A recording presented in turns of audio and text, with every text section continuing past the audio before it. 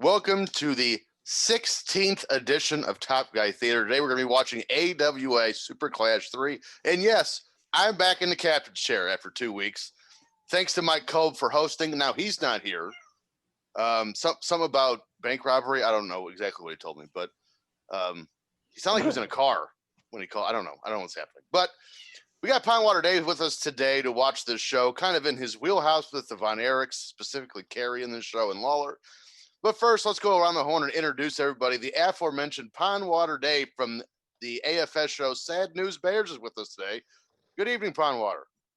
Hi, TJ. Hi, everybody. Thank y'all for having me. Thank you for joining us tonight. I cannot wait for this. I'm really excited. Carl Mandic from Arizona. From Arizona, but this is right in my wheelhouse. AWA, something that I have faint memories of sitting on my grandfather's lap, rest in power, my friend, watching AWA. So this one, very sentimental to me for sure. And this is also in the UIC Pavilion in Chicago. It is. I know. This is gonna.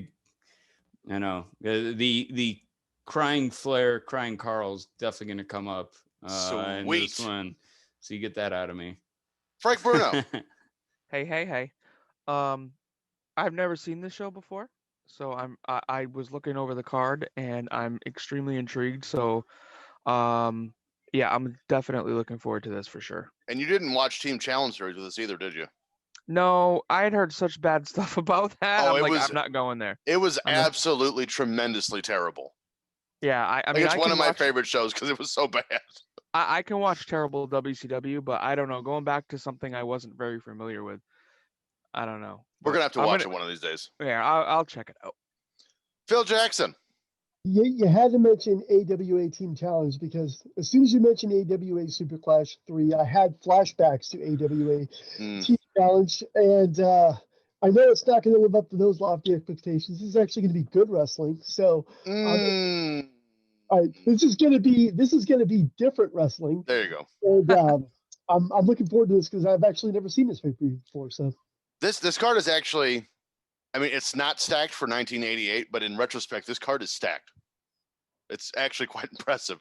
Henry Ebbingham probably will not be listening to us for at least 20 minutes because he's watching the Bills game as they try to clinch the AFC North title for the first time or AFC East, title for the first time in, 73 years?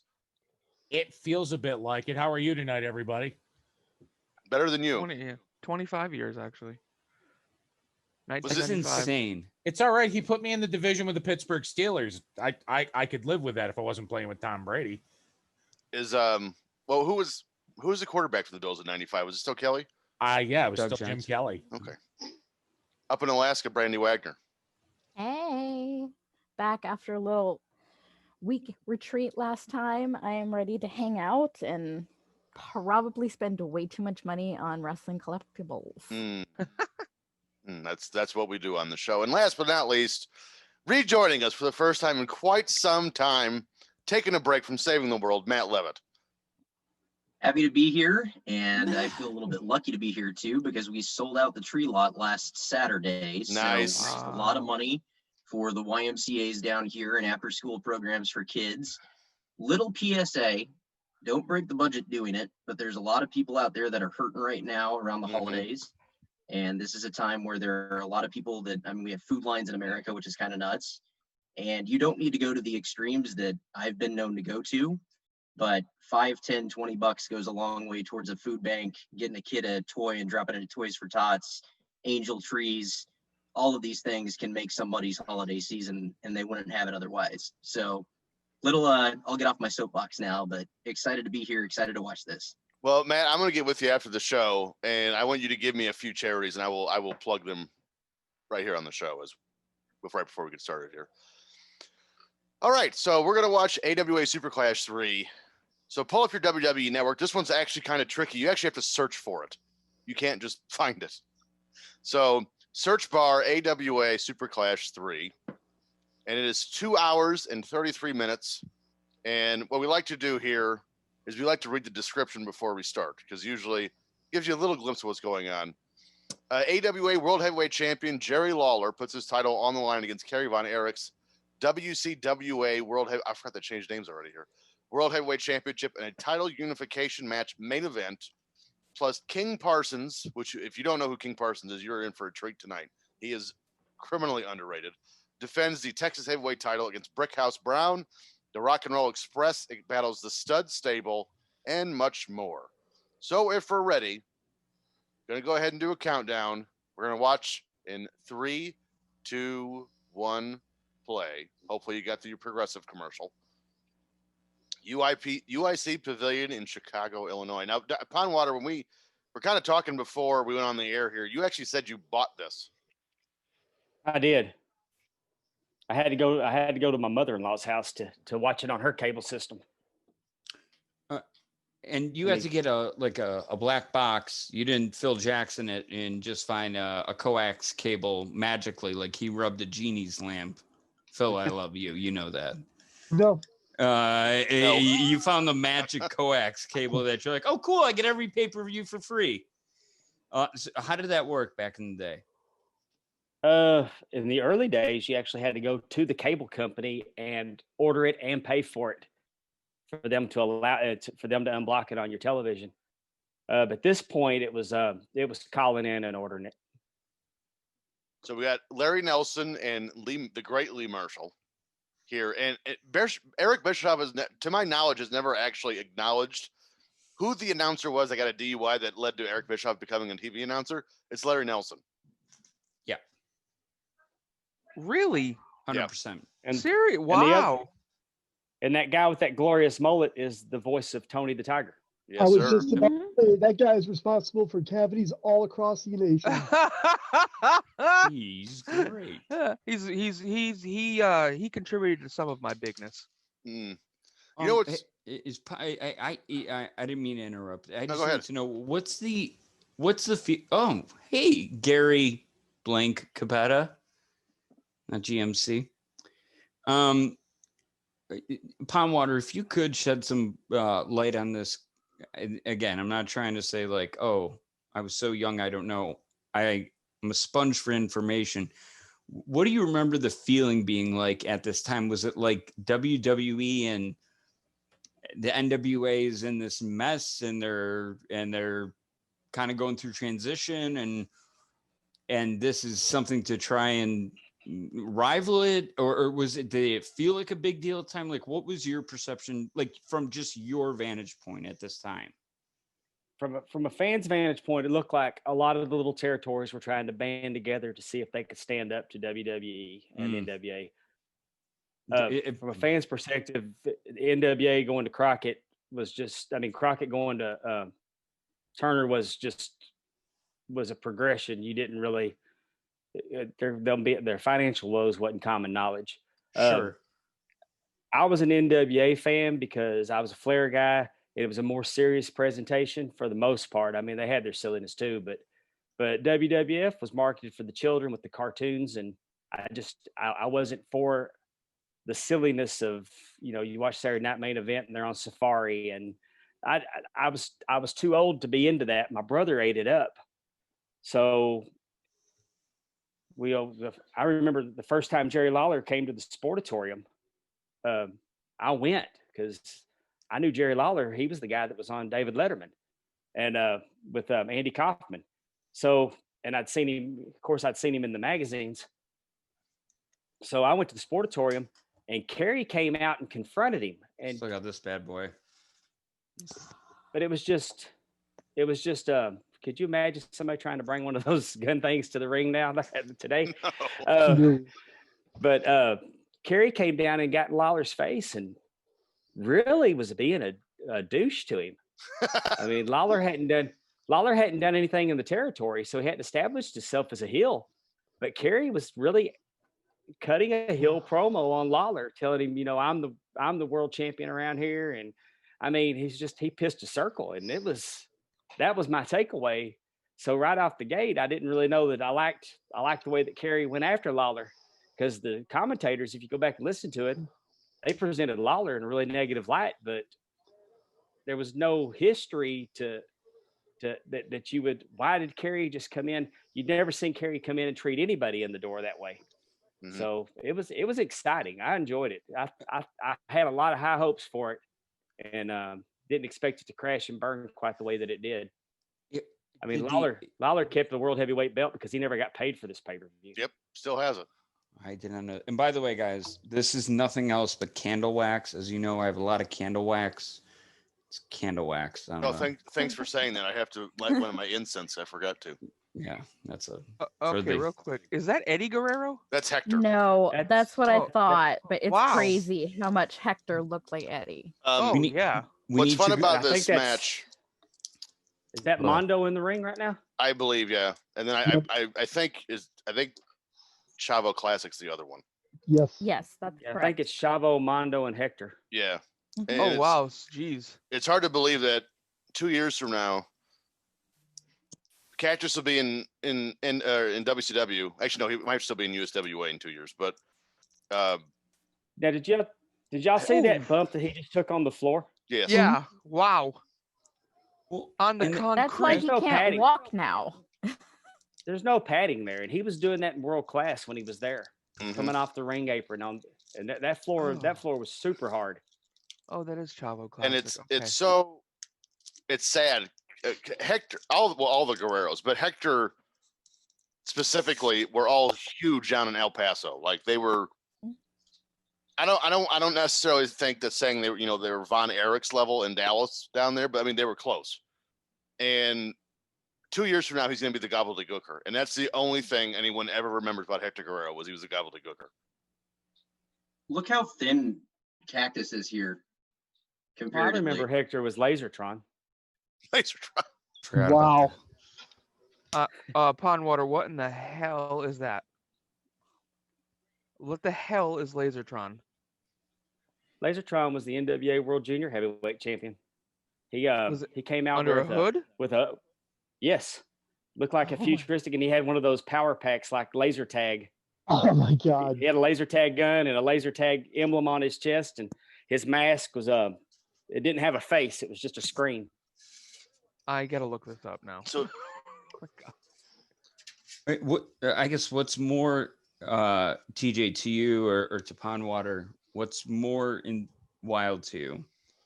The fact that in a couple Oh of my years he'd God. be the gobbledygooker, or in 5 years, Eddie Guerrero would be in the most arguably, and I would say I'll just use an opinion here.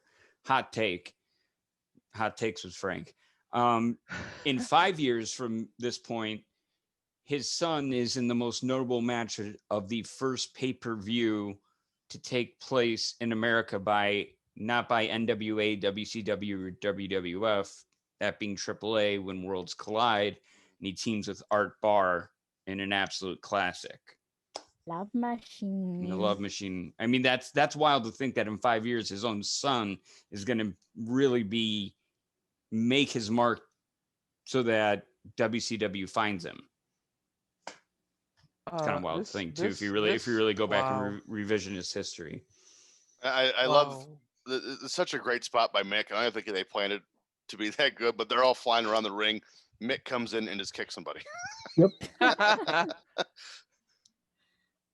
Yeah, Lasertron definitely looked wonky. When we were watching that Attitude Era Raw the other night, those bumps that even Dude Love was taking by the New Age Outlaws onto the cement, it Brandy, you make such a good point that you wonder how he's functioning. He can't walk. I mean, don't ever ask okay, maybe I should have said alive. Yes. How is he alive? We don't know. So damage he must have done Pure on his grit and hip. determination. That's why he can't walk. He needs double hips, double knees. Basically, he needs to be a robot. He needs everything. All that was from the cactus elbow from the apron. Mm-hmm. That Vince essentially told him you can't do that anymore, and he only did it for special occasions. And actually, I think even by '97 he wasn't doing it at all. So I have no idea who the rock and roll RPMs are. Mike Davis and one of them is Mike Davis, and the other one is Tommy Lane. Is it Tommy Lane or Frankie Lane? Tommy Lane. Tommy Lane. I recognized the Mike Davis name. I love that ring. I don't know why. I just love the ring, the setup. It just looks cool. And So, and speaking about the Guerreros being big in Texas, they were always treated as a special attraction whenever they came through Dallas. I remember it being a big deal. They were heavily featured. They were put in really good positions. Especially Chavo Senior. Yeah. I can't get over what we're seeing right now. There's so much color in the ring. I can't get over RPM's trunks. That's right. I was gonna say them specifically, yes. This is actually a very fascinating match. And what's funny is they're clearly a ripoff of the Rock and Roll Express, and Wow. I think the Midnight Rockers had been here if they by now, and if they hadn't, they were going to be soon. Well, the Rock and Roll RPMs were a Memphis USWA creation. Oh, were they? Well, the Rockers had to be. Well, when did they have their one night in WWE and then kicked out, and then they had to go back on the Indies? 87, I think that was. So this is 88. Yeah, they were already there. They're in WWF by this point. Or Yeah, are 'cause they this in is the? They late might be on the 88. indie scene. They might be, because remember they had that weird, because they had that bar incident. Holy is that Oh, yeah, Ivory? with the guy who ate glass. that is yes, Ivory. that is. Coming off of Glow. Look at that hair, man. Peak 1980s. Well, Ivory was Roll Tide. Yeah, Yes, that, she I was saying- Oh, Now, hello. Dave, how did you? I don't know, your age, but how would you earn your money, or how would you get your ticket to go to the Sportatorium? There's got to be a fun story behind that. Like, I mean, back in the day, that had to be a privilege, or your grades or something like that. Like, to get, or did you just were you old enough? I don't know your age, so I'm guessing. I'm 50. I'm 55. So you would have been. I started taking my brother to the wrestling matches. Oh, so you were. Oh, I see. Okay. I was made to do it one time because I conned him into cleaning my room, and I took him, and I was hooked. I had a job. I started running. I was say you were old, right? Started running the cash register when I was 7. Oh, that's So true. You mentioned that. That's right. You did talk about that. Okay. You've told that story on Sad News Bears. That's true. So I had a job, but if I wanted really good seats, I would, once I got a ticket, and I'd go on Friday night. If I was going to go the next Friday night, you'd buy your tickets in advance. They'd go on sale there by the concession stand, and you'd buy. Then you could get your choices of seats. And I like to sit. There's Eric Embry. I used to like to sit in the on the 5th row against the wall, in that section D that where the American flag. And the reason I did that is I could stand up and see over everybody that was standing up. And also, when the heat got out of control and they started throwing beers, I wouldn't get hit with one. Oh Lord! Look at this! Look at this! Look at this that young hair. young Good stallion. Lord. This is for the light heavyweight championship, which I have an exact replica on the wall. That is awesome. That's badass. That hair. Ever since I started buying belts, I'm no longer interested in main promotion belts anymore. I just want I found, what was the one I saw the other day, and I can't buy anymore. My wife will slit my throat. But there was one I found the other day. It was the Mid-Atlantic United States title, and it's all white. Like, the plates are white, and it's just a cool looking belt because there's hardly any. Dave's probably got it. He left the screen. Yep, he's got it right there. Dave has it. That is Beautiful. so awesome. Dave, I gotta ask you, because I'm getting ready to get into belts. Where do you get yours? Do you buy the Shop Zone versions, or I have those a few obscure Shop ones, Zones do you find versions. them? I've Are got they a few worth shop. it? It depends on which one. The ones they're making now, like I just bought the Undisputed, and the Undisputed Yeah, is. you showed that, right? Didn't you show that on episode 20? If it came on real leather, you could not tell the difference in the plates. It's that good. Dave, go ahead and hold that belt up again. I don't think your screen actually came up. I have you pinned now. Yeah, I love that belt. This belt was the one that got me. Wow. I saw Ricky Steamboat holding this belt in a magazine, and this was different than any wrestling belt I'd seen. So I'd say this belt sparked my love of belts. Yeah. How did you find that? One of the Facebook groups, somebody had it, and I bought it from them. TJ, Is it just a replica? Sorry, I'm sorry, Phil. It's not really a bootleg because that technically is a belt that anybody can make. So it's, a lot of what I have, they're Pakistani bootlegs. This belt came from Pakistan, but like I said, that belt can be made by anybody, so it's not technically a bootleg. I was just gonna say TJ's got a little drool there on his chin. I'm so getting into belts again, especially the offshoot, not mainstream belts like Mid Atlantic. I almost bought the early rendition of the Ring of Honor heavyweight title. Just I think it looks cool. Oh yeah, And that the one that looks like the UWF belt. Yeah. I'll tell you a little. Oh, sorry. Go ahead. No, you go ahead. No, you. Got a little belt knowledge. This belt that's on the line here, this world-class light heavyweight belt, Fritz wouldn't buy it. Erich wanted to have a light heavyweight championship, and Fritz said, "We can have one, but I'm not buying the belt."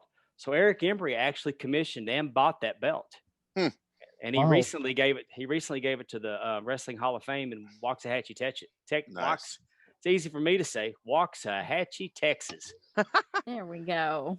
Erich Embry looks like a very young, in shape Balls Mahoney. I was gonna say Ted DiBiase with Yeah, I thought Ted.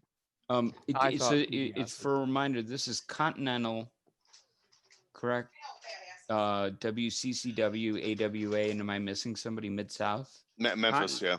Oh, Memphis and Continental. Okay. Looking at New Japan was not in this one. Or all looking at Jeff Jarrett over here, just makes me think like he has done so much in so many different promotions. What do you guys think Jeff Jarrett's legacy in wrestling will be? Slap nuts. That's what his legacy is going to be. That's what his legacy is going to be. I think what he's going to be most remembered for is his 99 to 01 WCW run. Exactly. I think his biggest influence obviously was TNA. Absolutely. And I don't think he gets the credit that he deserves for that. No, that gave, especially in that 2002, 2003 era, that gave so many people their first ever national exposure. And it's people that are on WWE right now. Right. Oh. Well, I agree. We have to, and I would say, I didn't mean to cut you off, Phil. The fact that they went, how long did they go on Jeff Jarrett on the deep dive on AFS? It was almost 4 hours. Right. We didn't, our generation has to be, the reason that we come together as a community is part of it because the connection, part of it's the appreciation. I did realize the magnitude until they did that of the spoiled brat, the kid driving the Corvette while Steve Austin is eating raw potatoes out of a can. The boys aren't getting paid. He's got heat. Stories like that and those firsthand things I really treasure. And that's why I do enjoy those deep 4-hour dives that we actually can understand. I would say and I'm not going to go Bruce and say top 5, easily top 3 most layered answer right there, because there's so many different things you could talk about Jeff Jarrett, from his entrance, from walking out twice to, oh, here we go. I actually own a pair of those glasses. Who's the terrorist? You're ahead of us, I think. I think you're going second ahead of us, Carl. Sorry. So I'm sorry. Sorry. I ADD. That was like Squirrel. That was like the movie Up. Anybody else seem to notice how Lee Marshall is the same color as Tony the Tiger? What the hell? What the hell? Henry waits 20 minutes into the show, and then he brings in a zinger. He's bringing the heat. His spot. He picks his spots. I just throw Okay, that like those glasses are fabulous. Who's So the that- terrorist? That's don't where know. Bianca Belair got the idea for the glasses that she just wore on SmackDown a few weeks ago. Also, I just looked at the lineup of this show. This very could be a reason why this show didn't work 4 times, is because Lawler and Von Erich, not the main event. What? Good Lord, she's beautiful. There's a match after that. Who is she? Well, Who is she? We're gonna ask Cage Match. 1 second. I don't have a device that I can use Google on right at I- the moment. I got it. I'm pulling her up. POWW. That was the name of the promotion. POW. So that Yeah. POW. So something women's wrestling, right? Wayne the Train Bloom. I was with the Bloom brothers from Shaker Heights. See, now what doesn't do him justice is the fact that when I see him in those purple trunks with that god awful music, and it's like the Beverly Brothers, like Handsome Jimmy Valiant, with minus the beard. Wow. He looks weird with no beard. wow, he is So, Pinewater, one of the things we just started recently doing on the show that we like to play now is we do over under how old was this guy during the show. So I'm gonna look up Jimmy Valiant. We're gonna do over under how old was Jimmy Valiant at Super Clash 3. While you're looking that up, I think we just found Henry Evingham's long sought after nickname. He is now the Spot Monkey. There you go. I really just thought you said dick game. My bad. That too. But he picks his spot every single show, and he just swoops right in with it. All right. So here I got it here. The Real hell's he name is dancing James for? Fanning. And I will just give you this hint. His debut was in 1964. So I'm going to go over under for this show.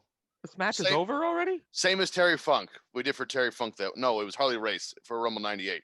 Over under 47 and a half for Jimmy Valiant here at the show. When was his debut? 1964. I'm saying over. Is that Over. Is that David McLean? I'm gonna sorry. say under.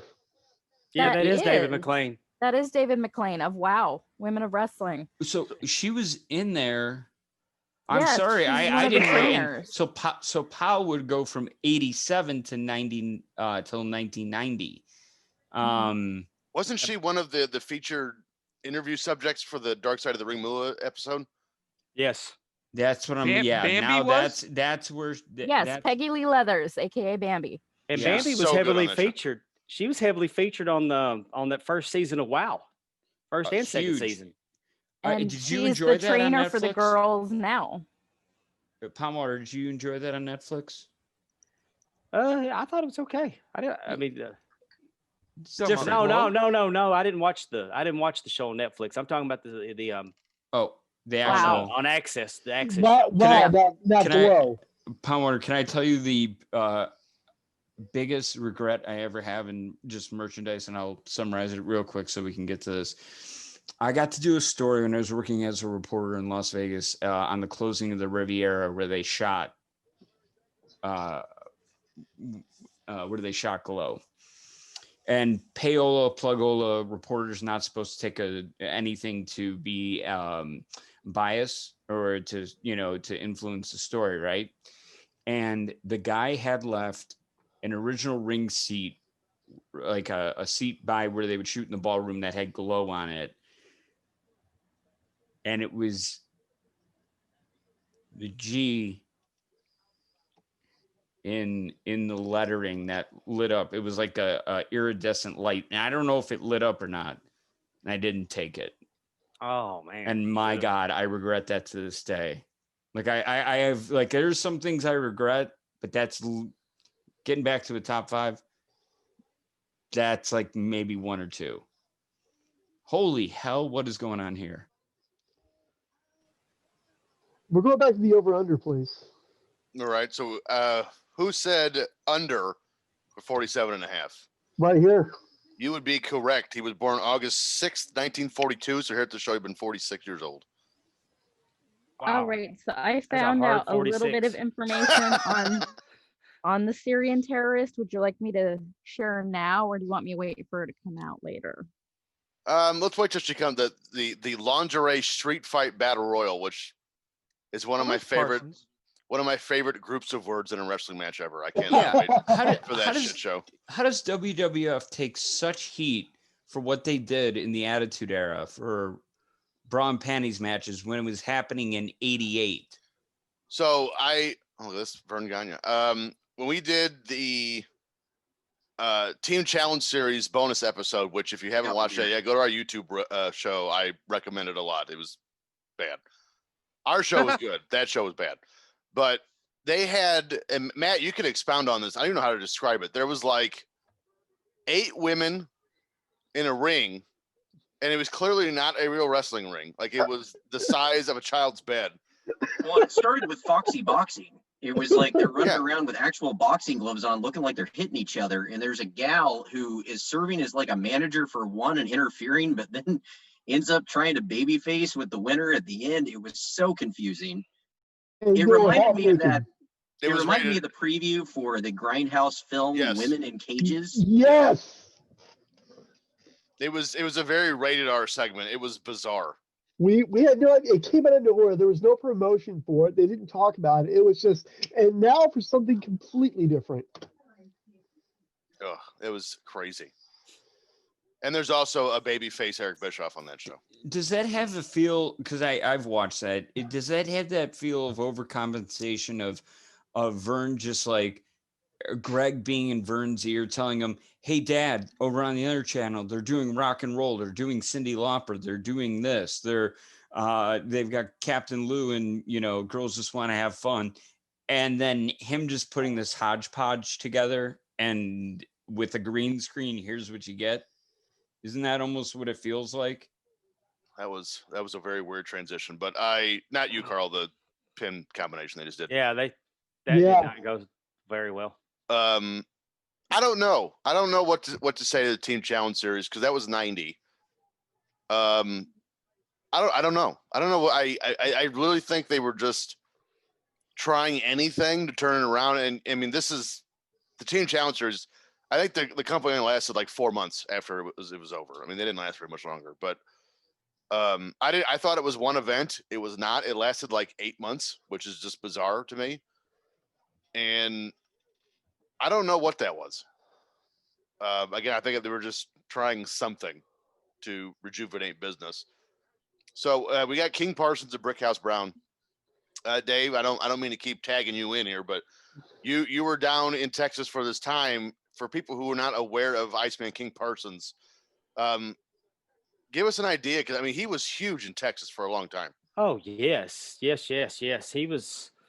was the unofficial Von Erich for a while. I mean, he tag teamed with them all the time. This is after his heel turn. He became the Blackbird. Started teaming with Freebirds. I actually did not know that. Yeah, I mean, you'll see on his boot, if you can get a close up on his boot, he'll have a Blackbird on his boot. I just saw it right as you said. Oh, nice. Yeah. I mean, he was over. He'd come out to We Are Family and he'd shuck and jive, and Mama said it bees that way sometimes. And I mean, he had it. I mean, Iceman was tremendous. And in my opinion, I truly believe that the Iceman King Parsons is the first African-American world heavyweight champion. Was he the champion in world class? He was, at a time when world class was syndicated worldwide, drawing crowds. Wow. I mean, it was doing just as good as WCW was when Ron Simmons won. I didn't know that either. I mean, to me, it was just as legitimate of a world title as the WCW title. Sure.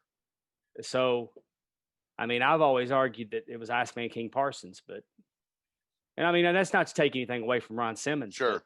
Yeah. But at that time, world class was that hot. Title was defended in Israel. It was defended in Japan. You're right. Yeah. I mean, it was a true world title. It wasn't just a Texas-based championship. The Von Erichs are still huge in Israel. Mm-hmm. Yes. The world class heavyweight belt in Israel. Yes. That was their they make last pilgrimages match. a few times a year still. The world class heavyweight belt is on display in a mall in Israel. Mhm. Kevin left it over there for him. In that last match, right? When he tagged with the Suns, yeah. Yes. Yeah, it's like the Beatles when they go over there. It's just like it follows them like a sea. It's crazy. They said David Manning tells a story that when they'd go over there, that Buddy Roberts would start yelling at the crowd, and him and Michael just walked away from him because the stuff that Buddy Roberts was yelling to get heat at the airport. We were kind of talking about this during the holiday little AFS get together we had on Zoom a couple of days ago. That I can't remember who asked you about it, but it was the night Michael Hayes turned on Kerry. Oh, in the Kerry and Flair cage match at the what was it, Reunion Arena? Was that? Yes. Okay. So, and when Bam Bam hits Kerry with the cage, so I think somebody asked you what was the heat like in the audience, and I chimed in and I said the heat was so much on Michael Hayes, nobody cared Ric Flair was still there. Like Flair just walked out of the ring. Yeah, Nobody I mean, paid any attention. everything after the door slamming was, I mean, it was just outrage. It was. I'm trying to think. I was in Texas Stadium. I mean, I was in Arlington Stadium when Nolan Ryan pitched his 5,000th strikeout. Wow. Wow. Reunion Arena was crazier that night. Was it December of '82, wasn't it? Yes. Yeah. That's only my second time going to the matches. Hey, So I was still wide-eyed and buying into it. And to this day, you can't tell me that cage didn't hit Kerry right square in the head. Oh, it was loud. Even on TV, it was loud. Oh,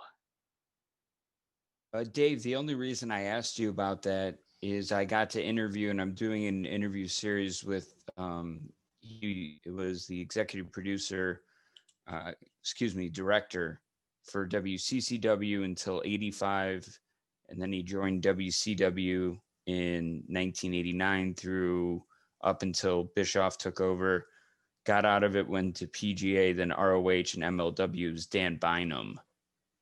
I don't know if that name at all rings a bell, but he was the guy calling, hey, camera one, take one, set up two, take three, so he was the guy doing it. So I'm doing this series with him.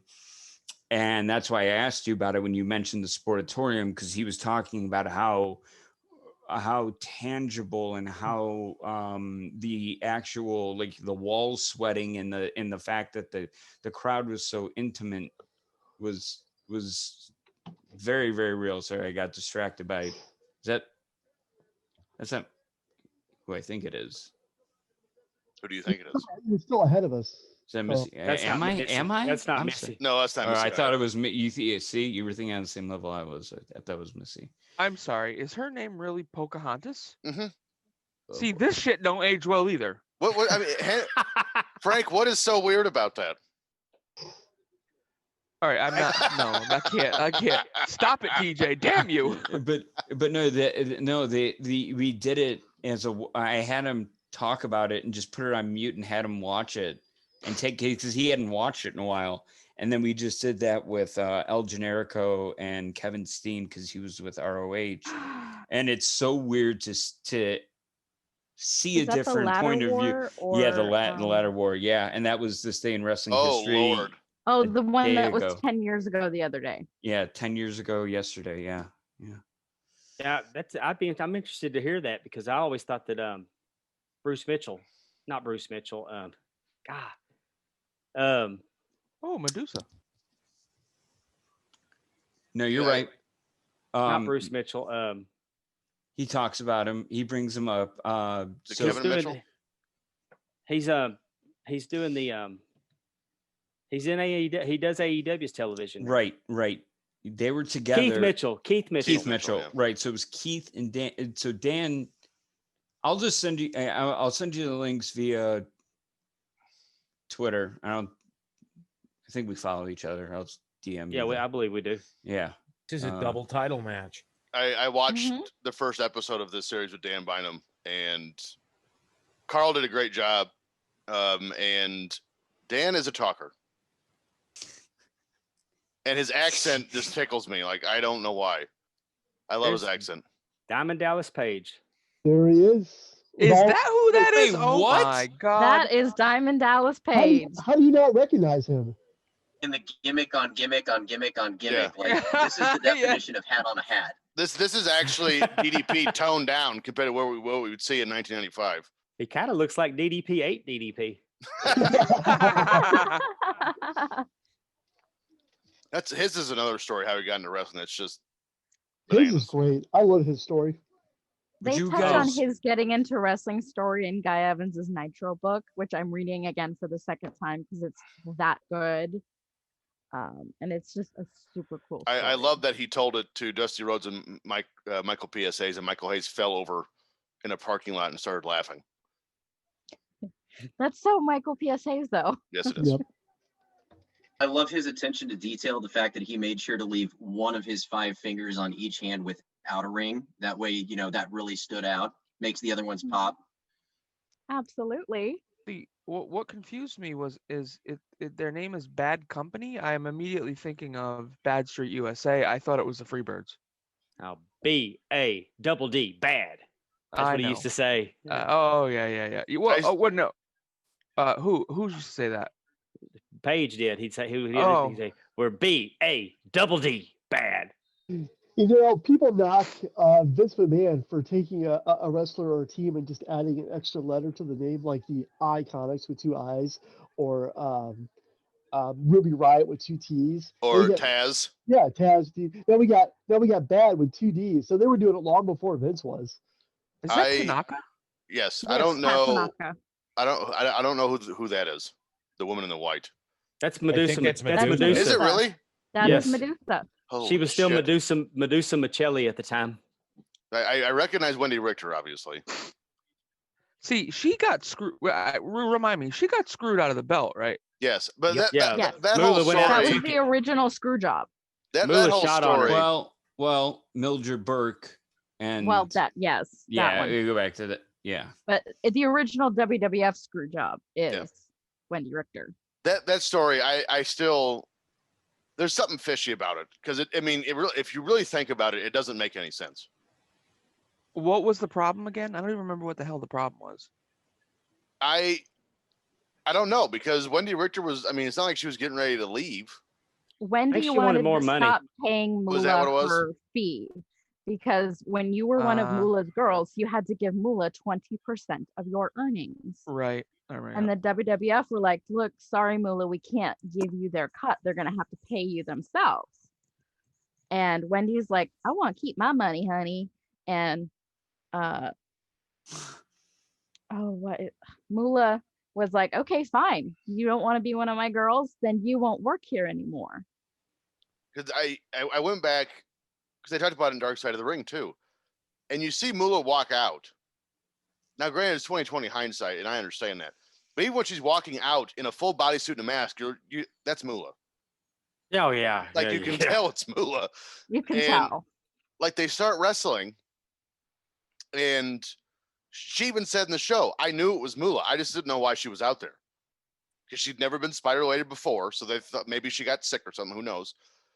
And then the next thing you know, the cradle happens. The referee counts it, and she's clearly not pinned.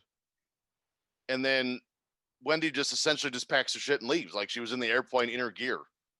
Like there's something about this. There's just something about the story that's off. That doesn't make any I don't get it. you guys had the choice one night, and this is in its prime. Oh God. Okay, to spend. You can spend one night at Norma Jean's. Excuse me, I'm sorry. Well, it was called the Falkingburg. It was DDP's nightclub in Fort Myers. So if he was the manager, one night there, anything goes. You could just drink as much as you want. It's all paid for. Or Grandma B's in Minnesota with owned by Sharky, and you got the Road Warriors as bouncers, and I think Rick Rude might have even been involved in that. Rick Rude, Brad Reagan, Barry Yeah. Darso. Barry Yeah, Darso. Barry I'm Darso. going to Grandma B's because I I'm know going to that's going to be the Grandma B's. safest Ooh. bar in the world. Yep. I'm going to Grandma B's only because they lived in Minnesota. So I mean, the odds of you seeing someone at Grandma B's are much higher than Norma Jean's. But at Norma Jean's, if you get lucky enough, see that now I'm saying this is making it more difficult. Because if you go to No More Jeans on the right night, you're going to see Dusty Rhodes or Jake Roberts or Michael. Actually, I'm You're going gonna to say Jake Roberts for sure. I'm picking No More Jeans now that I'm talking See, out I'm loud. going Okay. safety factor as a woman. I know that's going to be the safest bar in the world for me to be at is with those guys there. And if I can chat them up about wrestling, hey, free drinks. I'm going to Well- Falkenberg's because I know Rick Rude liked to fight for real, and I didn't want to. I don't want to be nowhere near that guy drinking. I'm a little guy, and everybody always wants to whip the little guy's ass. Wait. How tall are you, Dave? 5'6". Depends. That? I'll Look at never, that. I'll never claim to be. I'll never claim to be less than 5'6". Look There at you that, Matt. We found You're someone tinier than You're you. still taller. You're still taller than me, Pondwater Dave. It's cool. I'll No, take it. he's got an inch on me. I'm 5'5". Oh, I thought you were 5'7". Oh yeah, nope. Wow. No, Yeah, I'm 5'7". hey, you're taller than that, Dave. God, Well, I feel like a giant in this room. I'm 5'11". I'm 6'1". Dick. No, Yeah, rub what's it in. not fair is the fact that my grandmother was 6 feet tall and my dad was 6'5", and I somehow ended up between 5'4" and 5'5". Yeah, I come from a long line of short people. Yeah, I'm really liking Medusa's outfit right now. I was just Medusa is a smoke show here. Absolutely. This is so creative, especially for the time of where most women are wearing exactly what Wendy's wearing. It's Yep. a bodysuit and that's it. That is so creative and so beautiful. It shows off her body very well. At the same time, it's not too much, like it's not risque or anything. I thought that was. Her fashion sense has always been. I don't know why I thought that was Buff Bagwell for a minute. I did too. No, you read my mind, TJ, because I was like, Oh, she's getting Buff spanked Daddy. now by Buff Bagwell. Hey, Dave. lucky That's bastard. That's just Tuesday for Medusa. Yeah. Dave, if you come from a long line of short people, wouldn't that just be a regular line? That was good. That was good. Look at this. From now on, when I tell that story, I'm going to add that at the end of it. I'm still in that. Thanks, Phil. No problem. I have one good one a show, and that's my good one for the day. I'm done. So, fun fact about Miss Medusa is she was just awarded the PWI Lifetime Achievement Award along with Steve Sachs for this year, and she joins the elite class with Steve Austin as being the only two who have won both the PWI Rookie of the Year and PWI Lifetime Achievement Awards in their Whoa. lifetimes. They Not presented her as a terrible. big deal when Medusa Michelli came on the scene. I mean, she was the gimmick and a half. From Milan, Italy, she's a model, and Ooh. and she was really good in the ring. And at that point, with no disrespect to women, in the '80s, women's matches were a piss break. Mm-hmm.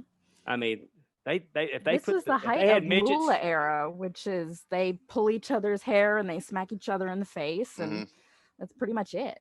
But even WWF with Wendy Richter, versus Moolah really didn't do much for me because, Moolah was old 20 years before that. So, the whole with Cyndi Lauper and the girls want to have fun, it was entertaining.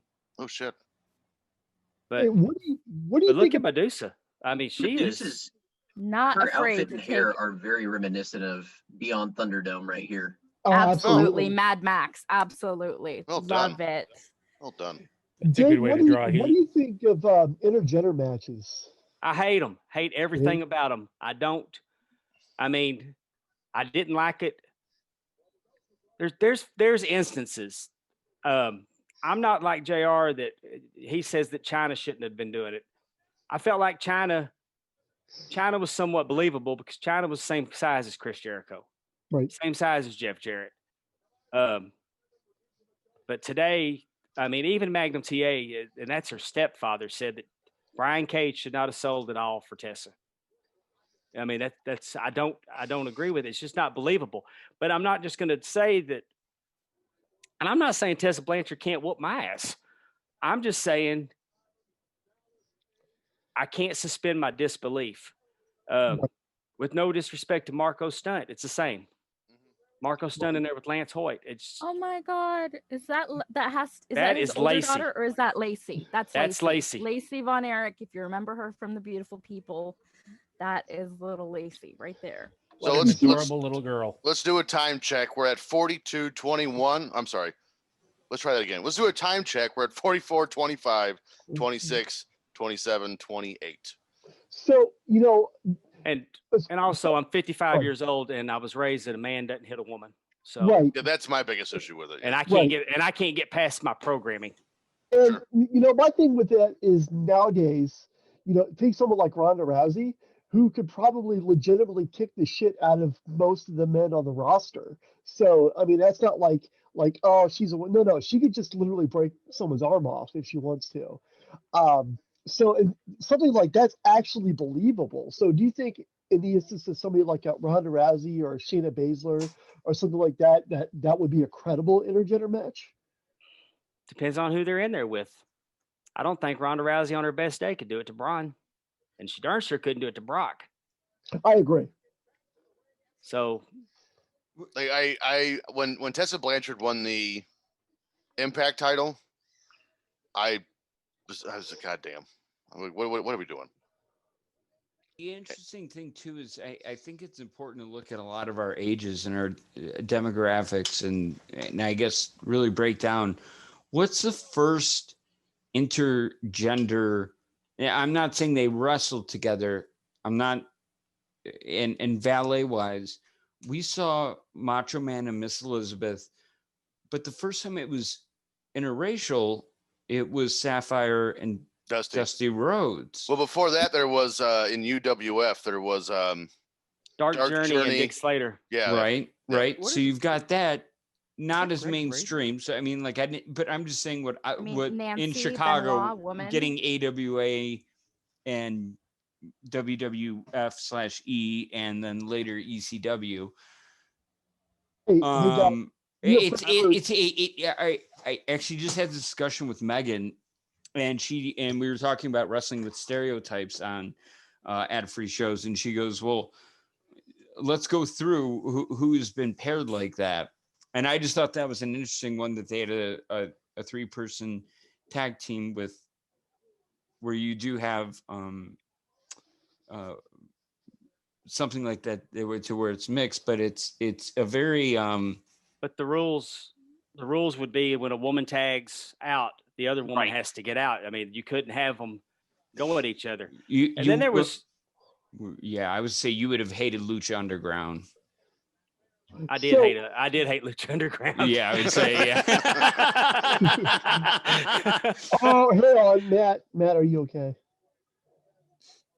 Matt and I love Lucha Underground. Yeah, we loved it. I do. I didn't hate all of it. But dude, there were some spots there where, Matt, you could attest to this, where Sami Callihan's doing the Kevin Owens, roll into chairs into Taya Valkyrie. Yeah, I mean, it was like he broke her face. It was dangerous. Some of the stuff that was happening with Taya and some of the stuff that was happening with Sexy Star was out of bounds. Oh, dude, Sexy Star. Oh, oof. I will say Tessa Blanchard was a better Impact champion than fucking Sami Callihan. I will say that. I knew that was gonna come out. I'll give you that. Hey, I'm gonna tell you what. I like women's wrestling better than men's wrestling today. Right now, yeah. Oh, absolutely. I mean, go ahead. I mean, that's just how I am, and it's not, and it's different because in the Attitude Era, we watched it for a completely different reason. I actually watch it now because the storytelling action in the ring is a lot better. By the way, I swear to God, if Greg Gagne beats former NWA champion Ron Garvin, I'm going to shit my pants. Oh, you said Greg Gagne. I thought it was Greg Brady. That's what I was trying to say. Greg Brady. Anyone that's watching with us, Greg Gagne is on the screen right now. So if you need to get up, go to the bathroom, get a snack, we're not watching this match. No. I always was a Ronnie Garvin fan, though. I don't know why. I was a Ronnie Garvin fan until he won the championship. Was that wild to you to hear that story? Did you know that story until it came out that when they landed the next night, that the girls already knew waiting at the airport Like he won in Detroit and they went back to the Carolinas, right? Is that Yeah. I have that Yeah. correct? I found that to be just like, how did the word travel? Smoke signal, messenger pigeon. Telephone, telegram, telewrestler. You know, As soon as that ball goes down, somebody's running out to the payphone. Henry, are you like comatose? Are Because- you like good right now? Like, Yeah, I'm watching a match. no, It was- no, but the Bills have won the NFC East. AFC East. I don't want to be in the AFCs, division. whatever, with doesn't matter. goddamn They Dallas probably win the Cowboys. You take AFC that East back, too. Carl. 48-19.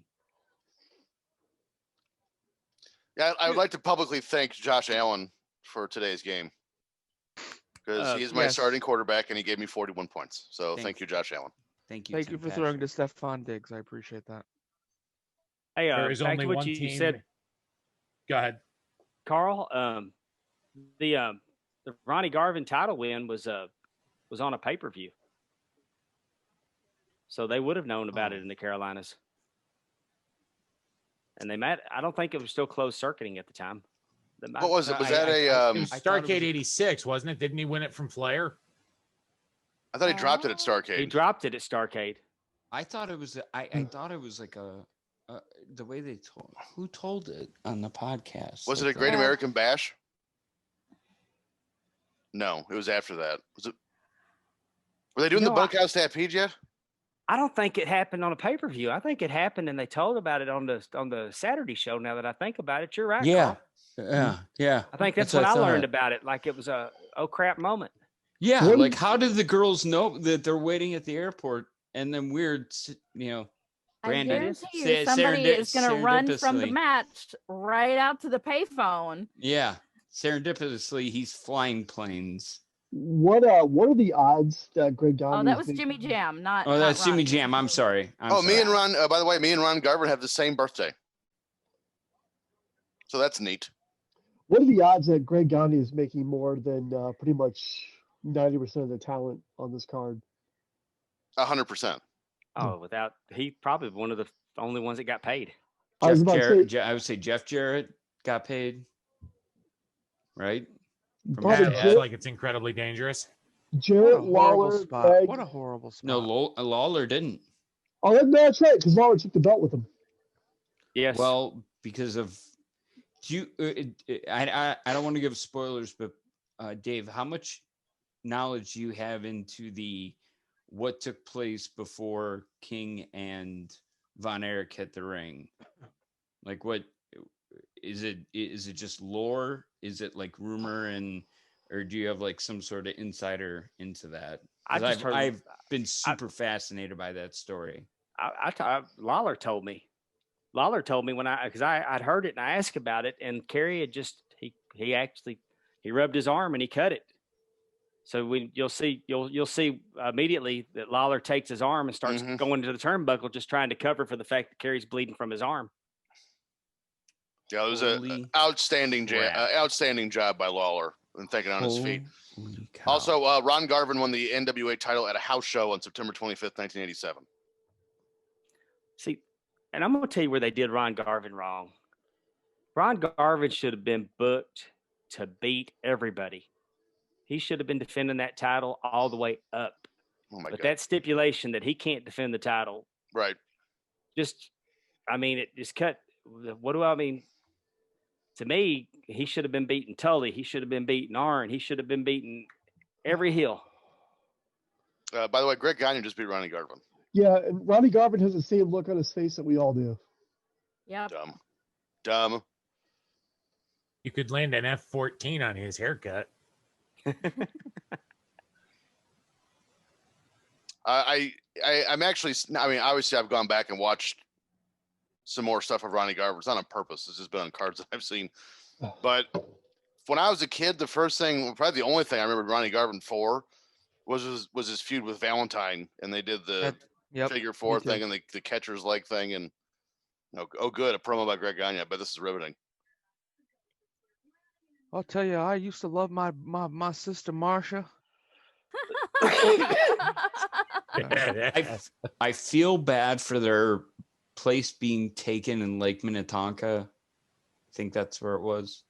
Yeah, That sucks. sucks, that eminent domain deal. But him and the Dallas Stars announcer, I'm forgetting his name. Ralph Strangis. Thank you, Ralph Strand. And yeah, I think he just overcame cancer. He came down with it because Erich had talked about it, but I believe he had tweeted that he had just beat it. But I love me some Ralph Strandis. Oh yeah, because I'm a huge Dallas Stars fan. So listening to Ralph and Razor call games, Yeah. I mean, I used to listen to it on radio just for their commentary. So were they in the crease there against Buffalo?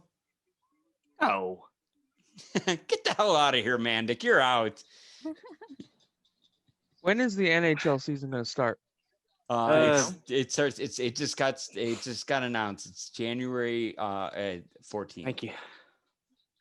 And are they going to just go to April and start the Cup finals, or 56 games, I think, is what they've agreed to. oh, they dropped it down? Yeah. Oh, that Ooh, belt! and That it's- Oh, belt! the lingerie street fight. Oh, look at Jerry freaking Lawler. Oh, actually, this is not the AWA title that I like. It's the one before that one. The I prison have belt. a picture. Oh, the I have a inmate picture. belt. I have a picture with that belt. I got my picture taken with Larry Zbyszko holding that belt.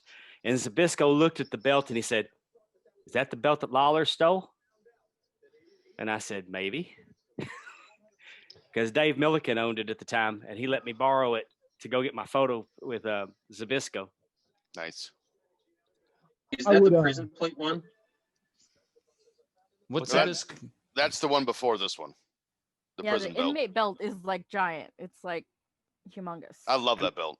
I have a picture with that also with Nick Bockwinkel, but he wouldn't let me hold it. He put his arms around me and held the belt in front of me. That's so Nick Bockwinkel, just from the stories. It was so Nick creepy. Bockwinkel. It was so creepy. All right, since we are now going Oh, into yes. how lingerie street fight Main event. Battle Royal. battle royal. You could teach a master class and just show Nick Bockwinkel's promos because that dude was on another Mhm. level. Oh God, he was great. Absolutely. no. Oh, the there's Syrian Pocahontas. terrorist I wanna see the was terrorist gonna also be showing known some- as Pali Al-Azhar Rashan Yarovich. She was also known as Palestina in Glow, and her real name is Janine Jewett. Hey, Janine TJ, Jewett, Like Jeff Jewett. like Jeff Jewett. It's spelled what I thought. exactly the same way. TJ, did It's your spelled the same sweatpants way. just come off? My sweatpants just come off. Did they just come off? No, but I can pull them down easy. Oh, okay. Why did you ask that question, Phil? Well, he's Why not, watching the Frank? lingerie battle royal. I popped for Palestina. That's a hell of a name. Palestina. Palestina. That was her. She's going to be disqualified when she starts showing a little ankle. Oh, they are. Oh wow, they're ripping you their clothes off here. Mhm. Yeah, again, if you have Now- not watched our episode on the Team Challenge series and you want to see some skin, just go back and watch that. That was crazy. Now, Mhm. if it is Pocahontas, if this is really doing the gimmick thing, she should be au naturel. Why is she shaving her hair, armpit hair? Oh my God, Frank. Don't oh my God, me, it's true. Oh my God, Frank. We can't see under her gown or whatever that is she's wearing. Is that Luna Vachon?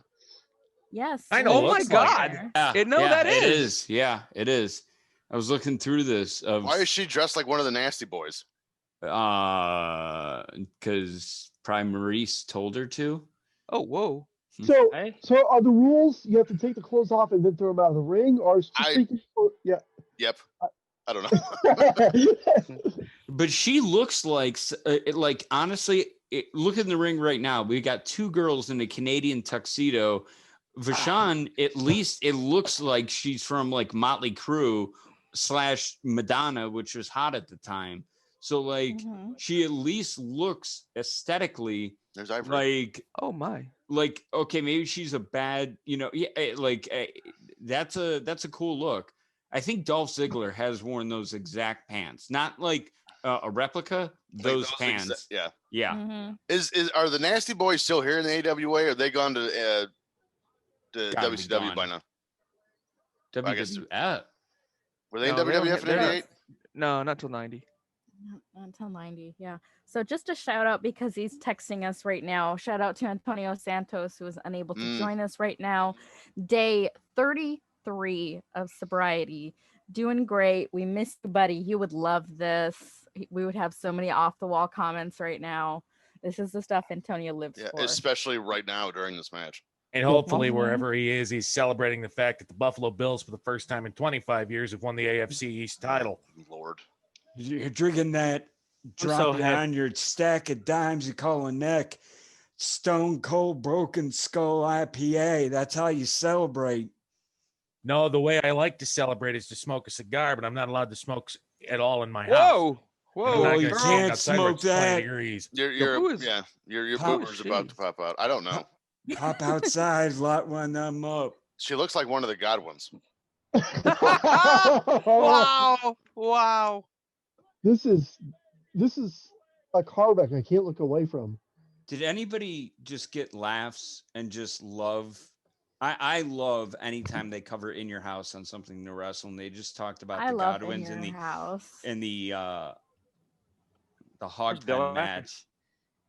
And I love when Bruce defends like Hell in a Cell versus the hog pen match. And it's so ridiculous. I don't know why it gets me. Like there's something about his defense that's just so he knows it's great. It's a great give and take that they have. Get They it, have girl! such- Get it, girl! This is not horrible, y'all. No, it's No, not this actually. is the best match. This so is really good. Actually, here in '88, going into '89, the nasty, I almost said the Dirty Boys. The Nasty Boys would have been in Florida Championship Wrestling. So the Come bigger on, lady somebody- who's almost popped out there, I believe that's Peggy Lee Leather. Sweet. I want the terrorists to have something going on over here.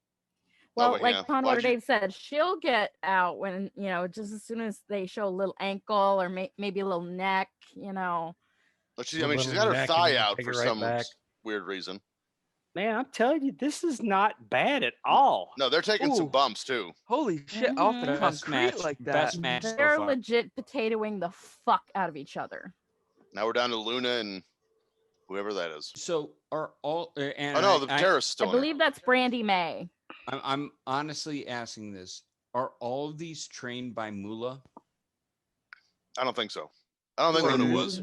I think This is Luna not No, was. these are Overtime? mostly glow girls. Honestly, these are mostly glow girls. So who trained them there? Well, I mean, I know Luna was trained by Mad Dog. Well, Yeah. yeah, good point. Good point. I should hope I guess I just always think of, okay, why did they change the name from Fabulous Moolah to Mae Young Classic? Obviously we've heard of what we've heard, and I'm not going to repeat it. That was one of the more fascinating episodes, by the way. Was the Moolah one? Very underrated. Oh, Oh, Luna's this is out. Luna Whoa! up in the top Shit. row. At least that was controlled. She didn't just flop right off Somewhat. onto the floor. I never thought she was understood going. why. I never understood why the WWF never let Luna wrestle. I never got that. Because they don't were think they looking for people that understood wouldn't her. scare children, and her face looks like it got hit by the crosstown bus. Hey, Luna Luna Vachon was is one of gorgeous. the greatest women's wrestlers of all time. And when I am able to get tattooed again, we're going to put a quote by Luna on my arm here. And it's Okay. in a world full of butterflies, it took balls to be a caterpillar. And here's the other thing. We all might knock WrestleMania 9 for the finish, for Mr. Perfect and Lex Luger forgetting spots, for Undertaker and Giant Gonzalez. But when Shawn Michaels came out with Luna Vachon, arguably, I know the opening match gets a pop, and I get that it's very easy to be a prisoner of the moment. But go back and watch that. And remember what it was like as a kid, because I saw her and I was like, hello. oh my God. Her Yeah, baby. Sorry. her business is about to come out. I see. Uh-huh. Is the match actually over? Whoa, whoa, No. whoa! No, it's down to these two. It's down That's- to Brandy that's what I May mean. and the terrorists. For being you said- classic wrestling, AWA is not afraid to be showing some boobs here on this pay-per-view. Wow. But Or that something was else. Snatch alert. Think about this. Think about what they consider lingerie in this match versus what Whoa. wrestlers wear normally now. Yeah. Put her, kitty. Yeah, I Although don't. I really like Brandy May's top. I want one like that. I like that. To answer your I could pull question that about off. who trained them, I just did a Google search. I brought up went and I Google search who trained Ivory. Ivory was trained by Mondo Guerrero. Really? Oh, So I bet you a interesting. lot. Wow. So I bet you he trained a lot of the Glow Girls or powerful women of Oh, wrestling. they did because they did that in season 2. Yes, I'm an idiot. You're right. I should have known that. The I had- fact that no body parts Whoa. have fallen out at all is a miracle. Oh my. Whoa. Well, we- There was something out. We might have to praise the cameraman and the producer for that because I don't know. Meow. Do you think Kevin Dunn would have taken a close shot? ow. God, I don't think your arms are supposed to bend that way. Kevin, Get in there. Oh, match is over. Damn it! Yep, because she got her over the top rope. Calm down, Frank. Well, What is? Since she's here, we may as well. Sapphire, do you want to say hello? Meow. Did she just meow? Hey, Brandy, what? How do you usually hydrate her? She has water bowls all around. Maybe you should get her an Ultimate Warrior Thuck Cup. I'm so sad. Did they I'm just give sorry. her? I'm sorry. It was too easy. They just- That Too was easy. perfect. Did they just give her No, a 'cause regular she will check? try and It looks like it. Here's your standard check. Either No that one or can see. paper. I swear I have no recollection of watching that battle royal the first time. You were probably distracted doing something else, trying to hide it from your mother-in-law. And that's Probably. I I bet you that I did. this has been the best thing on the show so far. She was just talking in a foreign language in the ring when she took the check. I don't know what Lee Marshall thinks she's going to get out of her now. But you can hear this? No, I have subtitles on. Yep. You got a regular That check. is a regular check. Oh my god. I hope that thing's post dated to like 2025. I think it's a Ricky Henderson deal or I'm sorry, Bobby Bonilla, where she just gets a little bit every year. Yeah. Bobby Bonilla. Ironically, until 2025. He gets $1.3 million a year until 2025. And he signed that deal in 1998. $1.5 million every year till 2025. I bet you I could do as much or as little as Bobby Bonilla. So. And this- actually, This go ahead. woman's name is tougher than leather. That is Peggy Lee Leather. Oh, Wow. Peggy Lee Leather. Yes, she was also known That's as Lady Leather. Thug and Lady X. Oh, it's awesome. We got And to meet. Luna. I was saying it's pretty cool. We got to meet Nikki Cross's mom. Cool. God. Oh, I love Luna so much. Seriously, that's why she's getting incorporated into my wrestling tattoo. She is sorely, sorely underappreciated. I also found out King Griffey Jr. is getting paid by the Reds until like 2035. really? Yeah. It's not nearly $1.5 million like Bonilla gets, but I mean, it's like 600 grand. Well, I mean, it's guaranteed that he's not going to be broke. That's a fact. Griffey doesn't seem like one of those guys that's just a complete moron and just spends himself into bankruptcy, though. Mm-mm. Hopefully, he didn't call. Okay, what's dumber, that or Ricky Henderson framing the $1 million check for the stolen base? And he Right. never cashed it? No. What a dumbass. Never cashed That's- it. He's a complete should- moron. If it There was you a go. regular At bank least check, a he could copy of probably it. still cash it. I'm not sure the Oakland. Have that. I'm not sure even the the A's, banks Oakland have A's that have $1 now. million anymore. I have that magazine. Do you really? You still have that? I just looked at it yesterday. I was going through it for Silva, looking for some pictures. Oh, Bill Look after. at that. I've got Mr. 80 After. I've got 86, 87, and 88 years in review. Nice. Wow. Oh, I so remember going awesome. down to the drugstore every weekend and just hoping and praying there would be a new After mag on the stands. I swear to God, I think I just saw Colonel the Beers in the ring. you did. Oh, that I was Yeah, going to he bring that is. up. Good I was Lord. waiting for that because of just the Herb Abrams tie-in, and that's the first time I saw him, and I'm like, "Holy Lord, that does not hold up." Well, we we researched him because he was on the Team Challenge series. I think he was on the team. Sergeant Snipers was one of the teams, but Slaughter left before the end of this challenge series, so Colonel De Beers took over. And we found out that Colonel De Beers probably a white supremacist. Oh my God, are you serious? Yes. Thing is that Blackjack Brawl for the UWF, Herb Abrams, he's supposed to be managed by Mr. Black or get in there. Sorry. But no, he but he's supposed, and then he doesn't come out with this guy, but he's supposed to have like a almost Virgil like, I don't want to use valet, but like heavy. A manservant. Manservant. Thank you. Did Colonel? I'm trying to remember. Did the Lethal Weapon movie where they went against the South African apartheid guys? Yeah. Did that come out about this time? And that's what Colonel De Beers. Yeah, was based that on? might be right. Actually, yeah.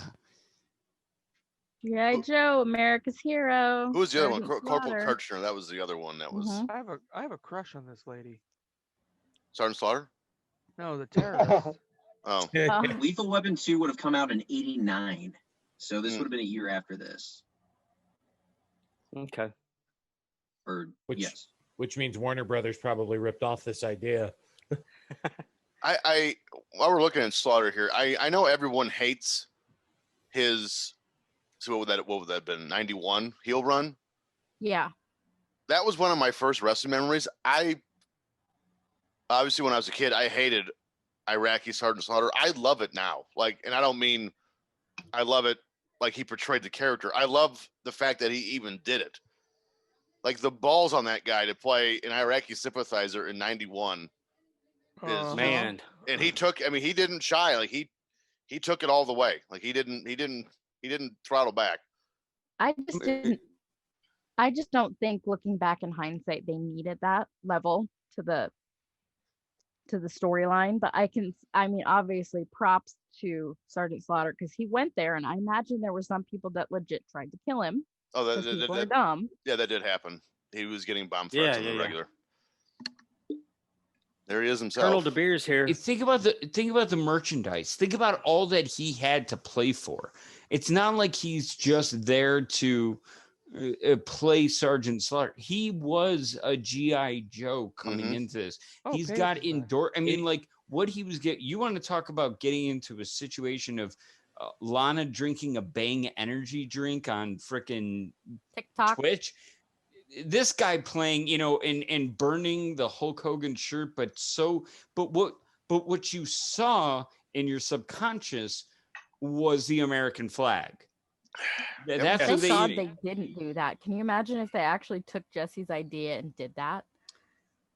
I don't know. I think about that a lot, and the fact that he brought her up in it, he knew that it was legal at that time and it wasn't illegal, is testament to some of the things he says today and why he had the genius to win in political office all rolled into one. My opinion, perspective. That's just IMO. I'm not sure Slaughter would have done that anyway. Yeah. Colonel De Beers was and I think burning the Hulkamania shirt had more of a impact with the fans, especially the kids. I don't think the audience would really have understood the burning of the flag. Like they'd understand that it was bad, but they wouldn't understand the gravity of it. So why does Whereas that have, the parents would be outraged. Why does that have a bigger impact on us than, or does it, than ripping off the crucifix, a religious symbol, and scratching your chest from Andre? Well, the chest thing was just a happy accident. That was just an accident. He just ripped the necklace. Yeah. And also, I'll answer that, Carl. In my generation, it used to be a treat to get to go to the office and say the Pledge of Allegiance. Every morning, we said the Pledge of Allegiance every morning. They did it. If you got to go to the office and get to be the one that did it on the loudspeaker, it was an honor. It was also an honor when it was your turn to go out and raise the flag, or go down, take the flag, and not let it touch the ground and fold it. So my generation, that would have really impacted more because it was an everyday occurrence. Would it be fair in to elementary say? school? I'm sorry if that came across as disrespectful. I'm sorry. My question. No. No, but thank you, Dave. I actually did both of those things in elementary school. Yeah. Would it be then fair to say that if Slaughter had burned the flag, the WWE as a product might not even exist now? It might not have. I wouldn't go that far. It probably That would have been an some ender for horrible me. backlash. Yeah, I mean, no Because doubt. this is People also the time of the steroid trial getting ready to ramp up in the summer. We're coming into like a perfect storm kind of thing where they burn the flag, Vince goes down for steroids. I don't think if that had all happened at once, it could have blown up. But that's a perfect, that's a what if. But in Perfect Storm, Nancy Kerrigan, Tanya Harding, OJ, all then happened to take over the front page and puts Vince in at the back. Where? Maybe at the back. Maybe. And it's just a little Let line me go back. WWF probably could have got away with burning a flag, but they couldn't have got away with it if Slaughter would have done it. Mm-hmm. Right. That's probably Sheik fair. Al Casey did it, if the Iron Sheik did it, they could probably get away with it. But I think it would, if Slaughter would have done it, I don't think that would have been something that it would have been really hard for him to come back from. Mm-hmm. Absolutely. By the way, and as far as the religion thing, that's been already parodied so much in the American, especially in the American market. I don't think that's as offensive. I personally am not religious, don't care.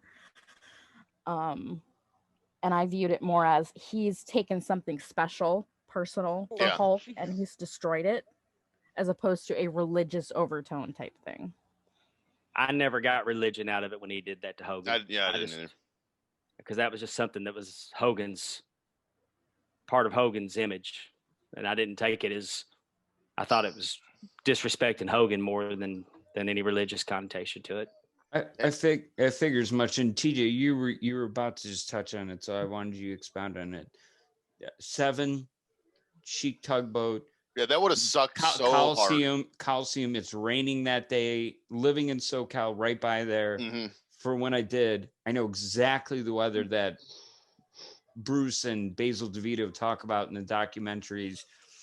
I wonder about that one a lot. That's another one that gets me. That's wow, that was a terrible bump, but that was horrible. 7 really is an interesting story, and I know Bruce is, they've done a deep dive on something to wrestle, but I wish there was like a video documentary on it because it deserves one. It's such a crazy story. And, everyone assumes that, well, I shouldn't say assumes, but they add up, how controversial the Slaughter character was, and it wasn't drawing as well as they thought, which I actually don't think that's true. I know he pissed people off, but he got the heat he needed. Sure. But they accumulate, what's the word I'm looking for? They attribute and there is some truth to it that, they weren't selling as many tickets as they wanted. I think they only sold 17,000 tickets at the time they switched to the LA Coliseum, which was 14. Or maybe I have my numbers backwards, but either way, I think you do. I think so. You do. I think it fit 17. Yeah, and they only hit 14. But I think the one thing that gets overlooked in all this, for one, the LA Sports or the LA Coliseum would have been a security concern because there's no top on it. Yep. And 2, it rained that night, and no one ever talks about that. Like 7 could have been a complete flop if they actually had it at the Coliseum because it was raining that night. And actually having there's Sheik and Casey. Actually, them having it at the complex, the sports complex, actually saved it that year. Literally steps away. I mean, it's like it's no joke. It's 50 feet away. So what we're seeing is 2 Iranians, a South African, and Diamond Dallas Page beating up Sergeant Slaughter. Yep. Which one of these is not like the other? Is that a fork? Yeah, Sure. Dude, Is dude, We he always borrowed had it from that. Abdullah the Butcher. Is Let's he- hope is there's he no pulling an Abby hepatitis here? on it. Yeah. The commission referee's gone. They just threw out another referee. Nope. Slaughter's got juice. Well, I should hope so. Speaking of which, Dave, did you ever get to see Bruiser Brody in person? Oh, it's Guerreros. Oh God, yes, and it was a treat. I was there the night that the Undertaker had his tryout match against Bruiser Brody. Okay, I'm And the about to only lose reason- it. I'm gonna mark out. I'm sorry, I can't Eh. take this. This is I can't take this. He says. And the only reason I know I was is I remember Percy bringing Texas Red to the ring. He was under a mask. I hear the Undertaker tell the story of it. I hear Percy tell the story of it later. And I remember being there because Bruiser Brody was there. And for me, anytime I got to see Bruiser Brody, it was a treat. Mhm. So I remember it, and the way they described that match was pretty much accurate. The only reason Percy took him to the ring is so after Brody beat the hell out of him, he could find his way to the back. But I also Yeah. saw Incredible. Bruiser Brody and Kerry Von Erich against Michael Hayes and Terry Oh. Gordy. Wow. You saw Bruiser and Bam Bam in the same match. Yeah, on opposite sides. That's crazy. I've seen them one on one against each other, and I've seen Bruiser Brody and Abdullah the Butcher more than once. Oh, Abby. Wow. I would die Oh. to see that in Puerto Rico. Did you I was get? Like, born in the like, my wrong d- era. My deep wormholes FMW because I'm just interested in Mike Awesome and all of that. And Brandy gets this, but when I got this in the mail, and I know your stuff is way cooler, but this and having the weight set, this is from 85, but it was in mint condition. And I'm like, I will pay whatever it takes to get that magazine if that's legit. And I framed the poster that was in there, but just the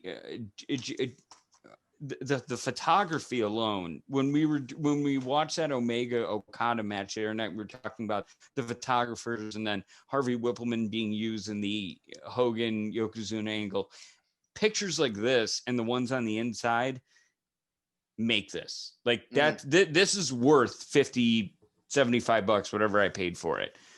Exactly. Like literally worth it. I should probably put that back in its cover thingy.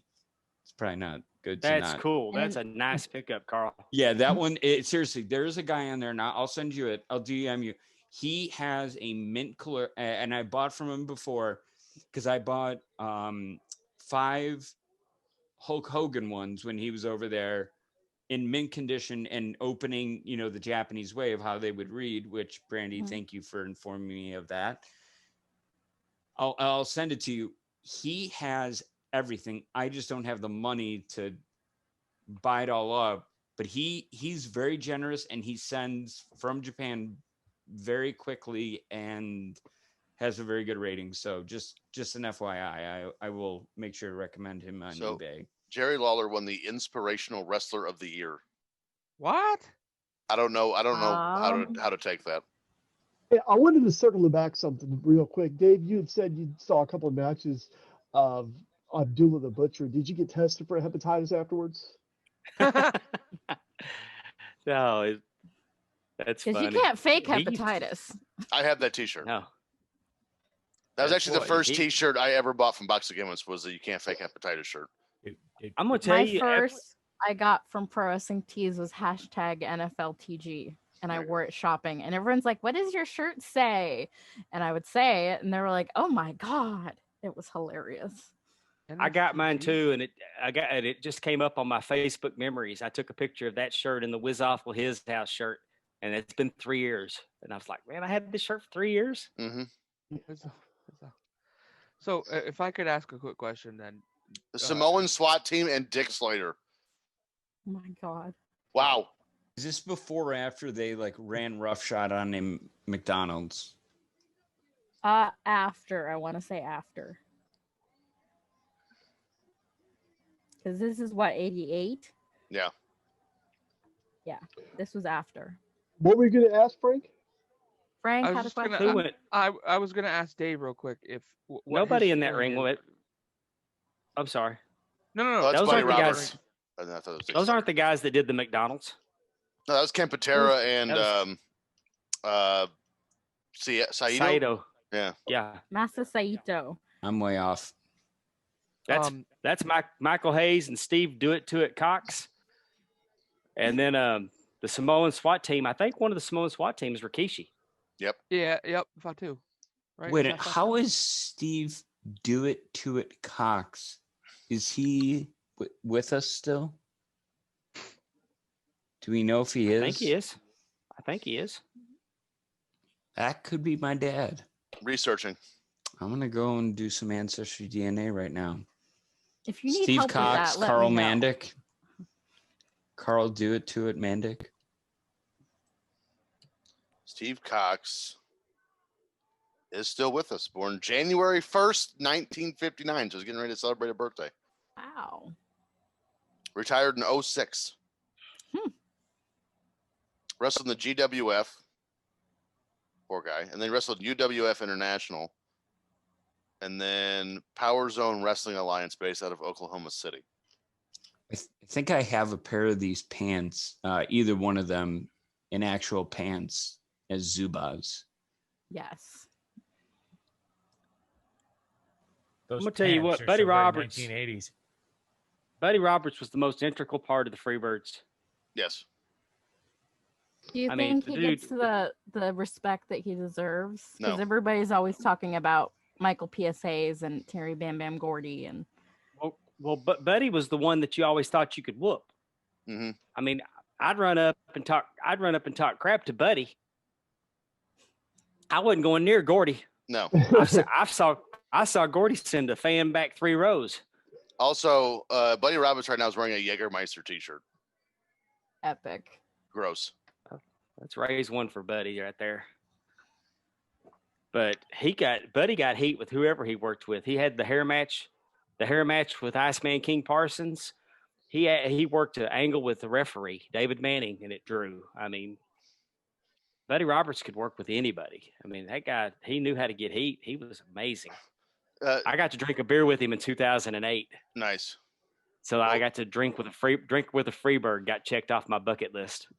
Awesome. So for the people who may not be aware of Buddy Roberts and that hair match you're discussing, who was it with and what did he wear afterwards after his head was shaved? It was Iceman King Parsons because they kept cutting off his braids. So then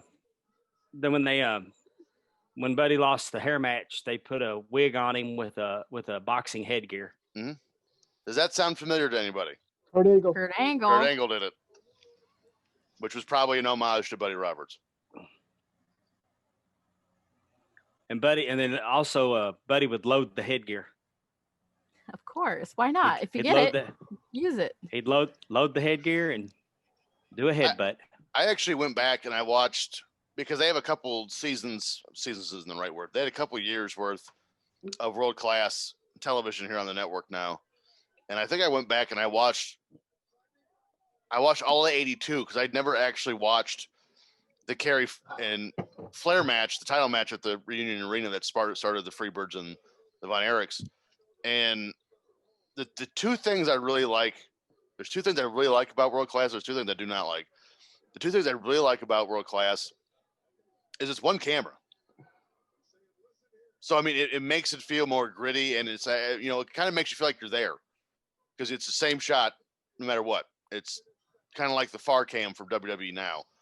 Mm-hmm. And then two, there's one announcer and they usually have like a wrestler be the color guy they pick a different one for each show. The one thing I didn't like about it was more often than not, it was one of the Von Erichs and Kevin was passable, but I remember watching Chris did one, not Chris. Was it Mike? The one that had asthma and had the brittle bone. No, that was Chris. So Right. I think Mike did one. I don't know. It was Kevin. Kevin did one and Kerry did one back to back. So I watched one with Kerry, and you could tell he did not have a lot of mic time, and they put him in, and it wasn't fair to him. They put him in this, color spot, and he was talking about his match coming up with Flair. Because I actually think Flair was there wrestling Richard Blood, who was one of their, I don't know if main event babyface is the right way, but he was one of their upper guys, and he was just awful on commentary. He's Kerry, they're horrible interviews. I mean, David was okay. David was passable. He was the best of the three. But sometimes it's hard to go back and listen to Von Erich promos. It's just so weird because Fritz would do it, and Fritz was good as a commentator. But man, the other ones, not so much.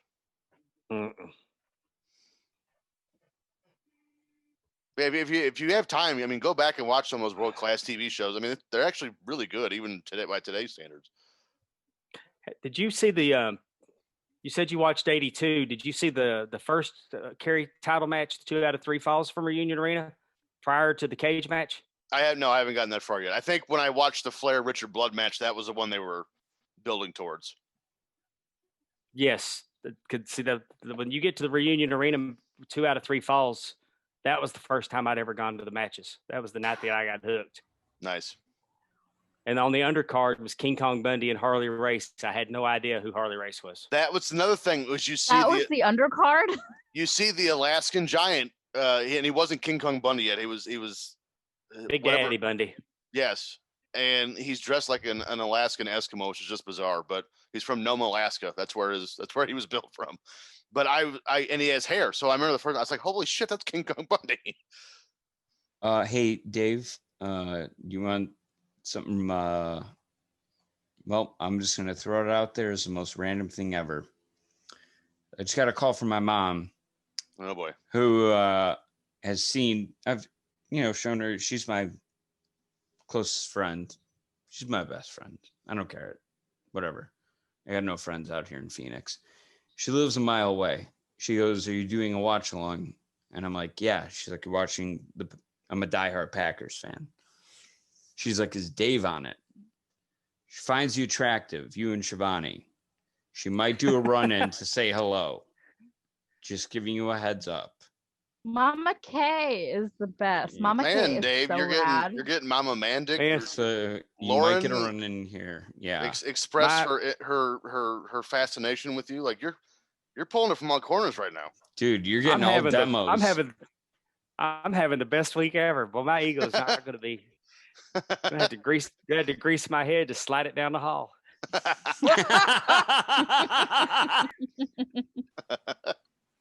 I'm stealing that.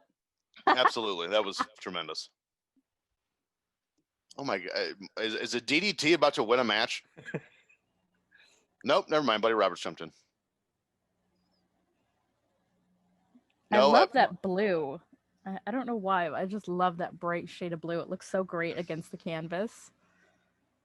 And you always hear Michael Hayes was, the talker of the three of the Freebirds. And I can't remember what show I was listening to. It was one of the AFS shows. It might have been JR. And he was discussing, Hayes and, the dynamic of him and Buddy Roberts and Gordy. And they always say, like, when you think of Michael Hayes, you don't think of his work. He was a promo guy. And Michael and JR was the first person I've ever heard clarify, but that's not to say Michael Hayes couldn't work. Because he could. And I think that kind of gets overlooked over time, as he was just the promo guy. Man, Michael Hayes took Mike Von Erich and made him look like $1 million. Mm-hmm. Dave, I'm going to send you that just because of the random, especially of Colonel Parker being one of the people in the Bad Street USA music videos as one of the attendants working on the patient that's down. If you remember that, I'm sure you remember the music video. I have that song on my iTunes. Colonel Parker? He's in there. It's a little hidden gem. So where the punks are starting to face the Freebirds, right? In the video. So down there you got Garvin, and you've got and the other attendant. You can't tell it because it's being blocked, but Dan Bynum, who directed it, walked. I played it on mute and had him walk me through it, and it's Colonel Parker. So is this? Wow, is this I did not know that. Yeah, and Bad Street or the actual music video itself. They got literally egos. No, those are real people from abandoned houses in a real rough area of Atlanta. That was Mrs. McGillicuddy calling, using the phone. We got her on the to make a phone call, and we got all this stuff, and it's like, holy crap that they like did this. It's wild to when he told that story over the video. I didn't know what to say to end the show. I'm like, thanks everybody. And I'm like, I like almost froze, like for the first time in a long time. I'm like, but that it is that nuts. But that's why I love having, because TJ there's no my chat pack without Top Guy, Mhm. you know, and that's the thing. That's a fact. I swear by it. If you didn't do what you were doing, I wasn't doing, and I'm not trying to put it over, but I'm just saying that you do such a good job with this that I don't exist if you don't exist. It's kind of an Adam and Eve type of thing. Which one's Eve? That'd be me. I'm okay with that. I'll tempt you to eat the apple. What was I just gonna say? Oh, Bad Street, if you listen to it, it's actually like, you might actually think a band actually did that song. Like, it's not a terrible song. No, it's good. I'm a free bird, and what is your excuse is a piece of shit. Uh-huh. A band did do that song. Did they? Yeah, real band. Yeah, the WCW reboot was terrible. The Boys Are Back in Town is probably the best track on that album. What album are we talking about? The Freebirds album. Wait. There's a full Freebirds album? Yes. Absolutely. Bad Street USA is just a single. He did The Boys Are Back in Town. See, I have the Bad Street USA track, but I didn't know it was a whole album. Yes. I think it's Holy called crap. On the Streets. I just found out. Produced by Jimmy Papa. I just found out the other day. I was listening to. He's on drums on that music video, by the way. Jimmy Papa is. I couldn't remember. I can't remember if it was the drive-through the experience this week when I was listening to Cornette, but he was talking about Lawler in Memphis, and I mean, I guess people don't. It's a generational thing, and I understand that, but a lot of people don't. I don't think they fathom. That's Tatsumi Fujinami. I don't think most people understand like the level of celebrity Jerry Lawler was in Memphis. Like, it's silly still to this day. It's silly how big he was.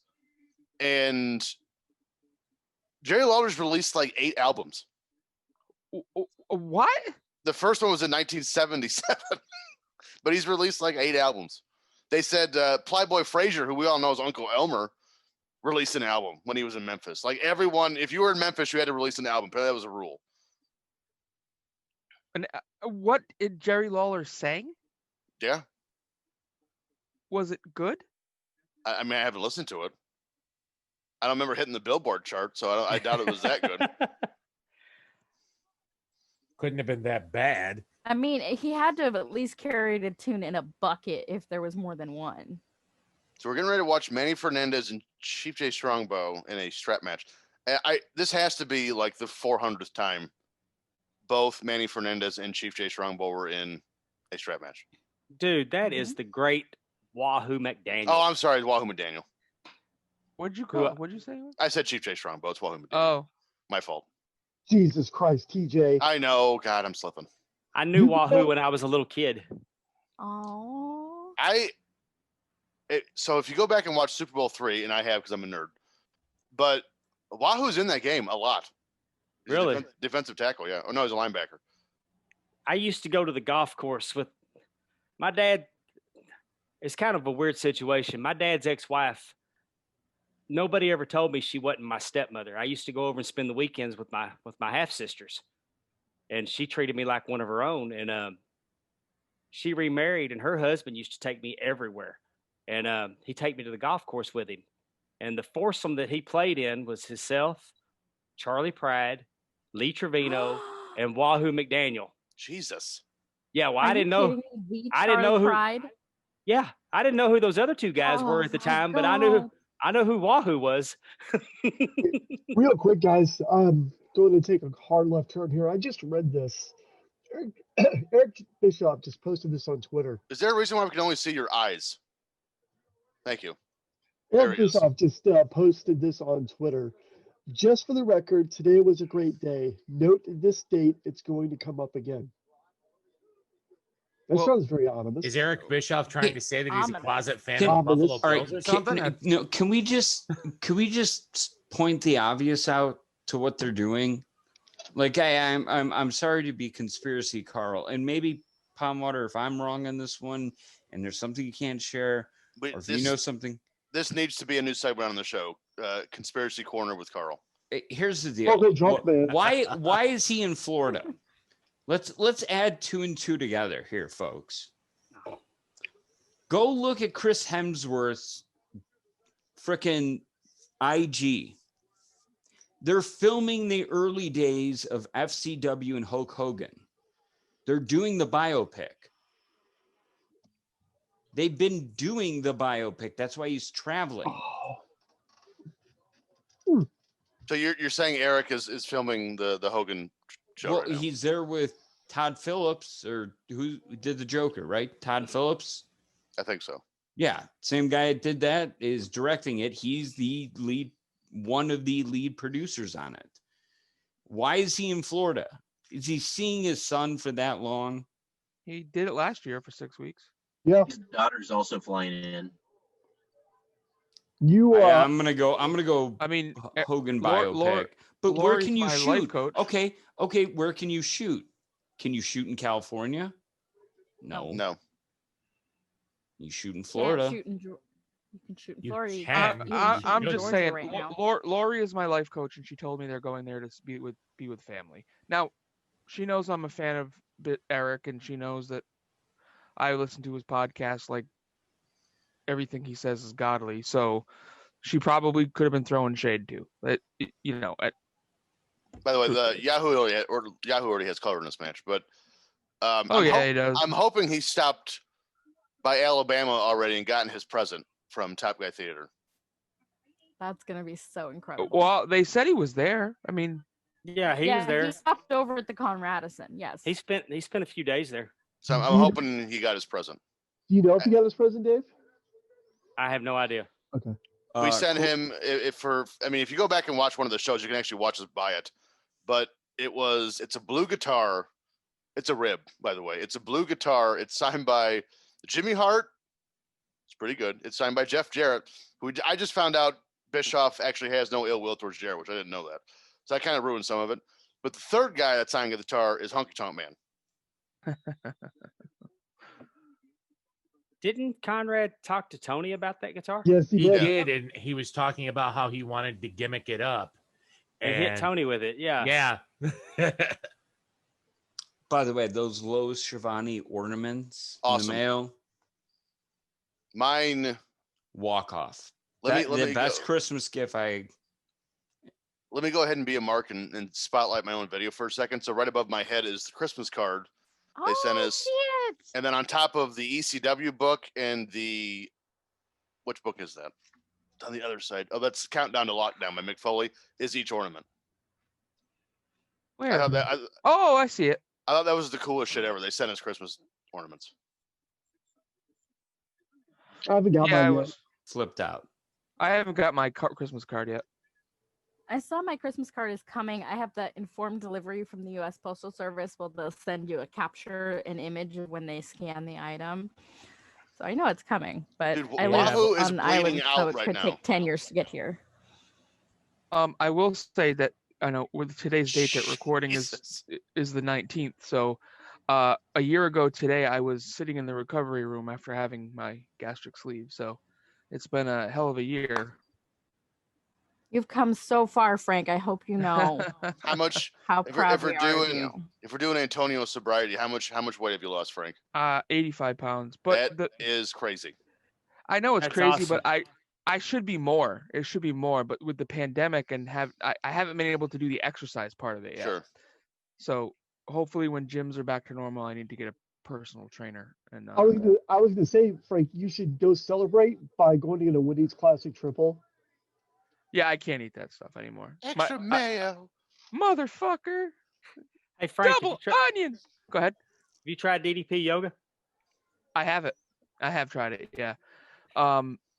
that gets you going. That's not as, I mean, you wouldn't think that it would raise your heart rate the way Yeah. it does, but I have it too, and it did wonders for my back.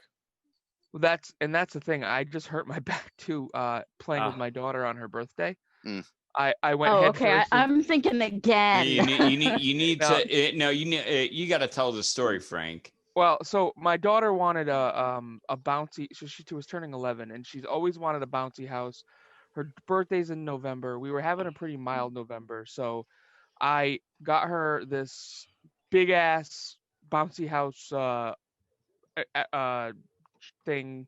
It was an obstacle course, and on the end of the obstacle course, you have to climb up a rock wall and then flop on down. Well, she wanted to race me, and I'm not exactly graceful, so I'm racing her, and I hit something the wrong way, and I went head first into the rock wall, and then bounced back up, climbed up the rock wall, fell down the rock wall, and hit every little rock thingy on the way down. I look like Plinko dropping down that thing. And then I rolled down this big, and my back hasn't been right ever since. oh So man.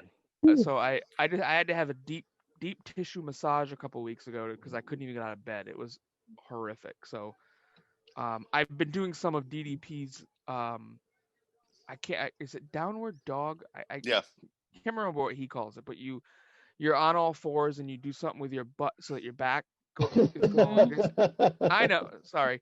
And then you go like this. So I've been trying to. Mhm. That's downward dog and Frank- cat's breath. Okay. Yes. Frank, I'm not lying. I'm not talking religion or anything. Chakras and balance and all that stuff. Something to it. I like the hot yoga here for the moms. I mean, Sure. I'm going for the divorcees. Okay, two things I just noticed. Right. The referee for this match is Mike Enos. Oh my god. it I is. didn't catch Holy that. shit! You're absolutely right. And also, I'm fairly certain if you look at Manny Fernandez's boots, his emblem is the Chicago Bulls logo. I think you're right. Stop. Are you sure it's not the Mantar logo? No, Sorry. that is That the is a Chicago Bulls Bulls. logo. Wait, Oh was my Manny- was God. Manny- was Where Manny are those Fernandez Mantar? boots? No, he was not Mantar. Where- If anybody knows, I'm not joking. I would gladly give up that Ric Flair signed boot for those in a heartbeat. I would give any piece of merchandise that I own for that. Speaking of, Katsumi Fujinami getting in there. oh, it's gonna tear it up. I gotta find those. Speaking of merch, we kind of talked about this before the show, but they weren't here for that. So I've added to the Man Cave collection thanks to Dave Hancock, who's right now funding his kid's vacation to Disneyland I in know. the spring. I bought autographed 8x10s of the Brainbusters. So now the only original Four Horsemen I'm missing is Oli. And then I bought Kevin Owens. I bought Magnum TA. Oh And wow. then he also included Mick Foley with the the Big Eagle Nice. for And $100. he got me. I bought my first Funko Pop for me because he was selling. He has an autographed Finn Balor. Now, and Randy, is it grabbed that Is one. it this one? Is it the? No, demon it's or just the other one? regular Finn Oh, Balor, okay, I have that one too. But but it's autographed, which is why I wanted it. well, I don't blame you. I've been eyeing a autographed Schamberger Balor on eBay, but I had to pay for extra kids Christmas because and this is kind of a catch-22. So, live on a strict budget, and when we have 3 kids, we would spend X amount of dollars, and our big thing is we have to make sure all of our kids have the same amount of presents every year. We try to spend close to the same amount, but the number of presents is more important than the amount of money we spend on the presents. Well, now we have 6 kids. We have the 3 foster kids. And so a couple days ago, we had just finished our shopping for the kids. And their caseworker informs us that DCFS is buying the foster kids gifts. So we're like, oh, okay. So we might have to buy our kids like an extra gift to equal it out. Well, I'm at work yesterday, And my wife messages me and goes, You're not going to believe this, what? And they said they must have brought those kids like 8 gifts apiece.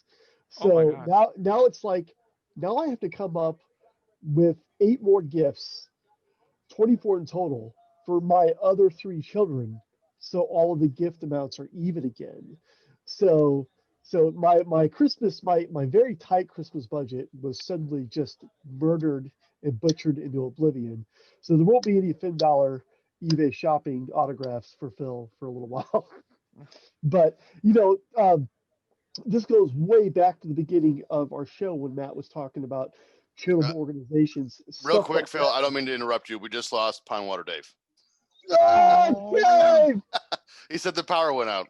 Oh, That happens to him a lot. Anyway, go ahead and continue your story. But no, that goes back to the charitable organization and stuff like that.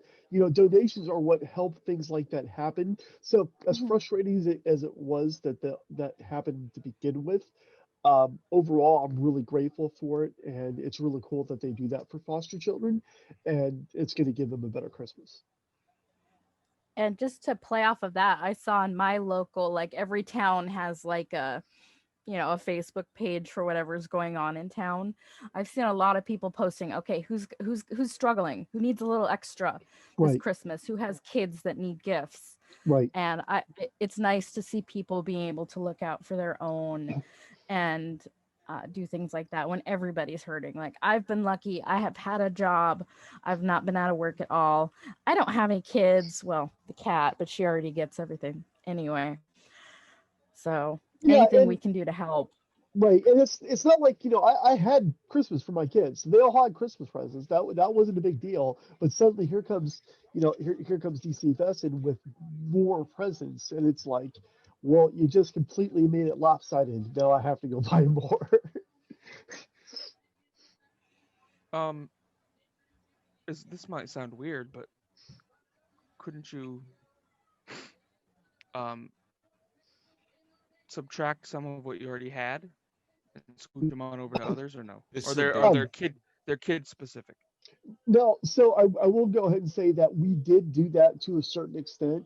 I mean, not all the presents were kids specific. So we took some of the ones that we had bought for the fosters and then moved them over. I'm talking fire because they're in the next room. I got you. Um, Yeah. but not all. No, the presents that were brought from DCFF for the fosters have to go to the foster children. We can't do anything with those.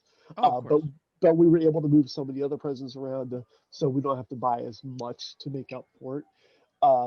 Because some of the stuff wasn't present, child specific. It's like, oh, we can give this to this kid and they'll like this. But so yeah, it worked out. It was still really cool. And again, it's going to make a better Christmas for my kids. Not that I didn't have a Christmas for my Yeah. kids. It Gotcha. was just one of those things where I wish I had known that was happening, or at least I had an idea of what they were getting or how many gifts they were getting or something sooner. Um, so I could have planned out Christmas a little bit differently, because it's like, oh, well, we're going to blindside you now, and now you have 5 days. Right. worth of It Christmas just to- messes with your Yeah, budget, right? Yeah. exactly, It killed your budget. Yeah, that I'm a planner, so that would drive me crazy. And this is not the main event, guys. No, so there's one No. more match after this one, and when I So- say what it is, you're gonna shit your pants because I don't know half the people in it.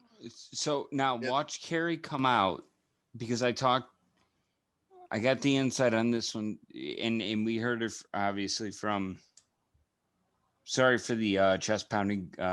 Green Bay literally took the ball away at the 1 yard line on a QB keeper to run it back. So the main event is the Oh stud my stable gosh. against the So Rock and his Roll arm. Express. So watch his arm. So he's got the yellow rose for He's David. got the yellow rose, and he's Right. But I'm look at sorry. watch him protect his arm, because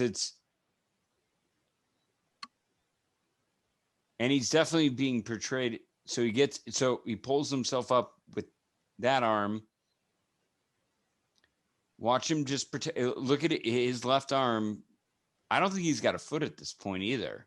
No, What did he do to his arm again? So he went to blade himself. He's allegedly. You can look this up if you want to. allegedly, if you go through the downfall of WCCW, the one on the network, they make the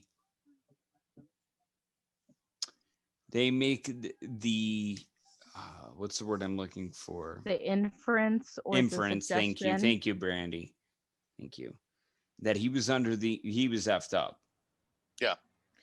So he went to Blade or hide the blade or something like that. He was trying to hide it.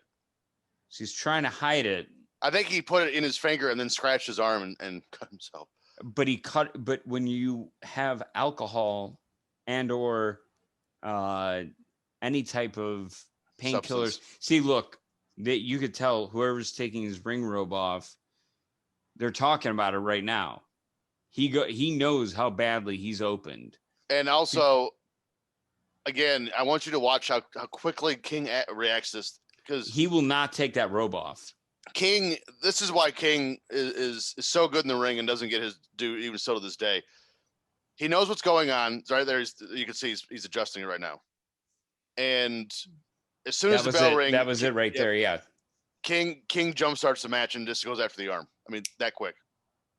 So he's already cut it at this point. Yep, he's bleeding right now. It's bleeding uncontrolled. I mean, it's to the point where because right arm, when I you're believe. under the influence, it thins your blood. I know, it's his left reduces arm. Clotting factor. It's just right. Well, It's actually the arm he Mhm. just used to throw it over. No, wait. I'm sorry. Oh, in the back there. Oh, you'll look see at it. right. Wait for it. And your adrenaline's going. Yeah, right. There's that too. Right, see, he's just looking at it. He's looking at it. Yeah.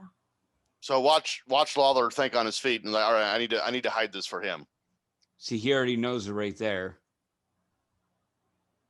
You can tell Lawler's in the ring like, what the fuck am I supposed to do right now? Where is? I don't see where it is. It's in the cut it, inside he of his cut- bicep. Yeah, Right he there, cut Lawler's it, going after it. like up. There you go. There it was. Right up in here at the crook of Now- your arm. Like here. Ugh. Yeah. Oh, I just saw it. And it was already bad, and they used what's called an EpiPen. So an EpiPen is one to where you get Isn't that when you have an allergic reaction? I'm sorry, not Yes. an EpiPen. I'm sorry. It's oh my gosh, what stops bleeding? I have one downstairs actually. An anticoagulant type thing. It's anticoagulant, but it has a name. Damn it, I can't think of it off the top of my head, but they use that to get him into the ring. Mm-hmm. Oh, and I was asking Dave about this because it will stop bleeding for 10 minutes. But if you're drunk or even under the influence of anything at that, plus your adrenaline, and you're getting a legit, by the way, if I could have anything, TJ, just so you know, I want that ref shirt with the state of Illinois logo. Absolutely. Yeah, I want that more than anything. But no, so they use that to get that out. And it's almost like that. And they said that they used, there's a fake skin where it's like, Oh, yeah. I see. And See, then- that must have been what he was fiddling with, right? Mm-hmm. yeah, he wanted to make sure he didn't. Fritz And- had to be just going nuts. And my assumption is the fake foot is the one with the extra thing on it. Yeah, the one with the knee brace. I think that's just ironic. I don't think it's intentional.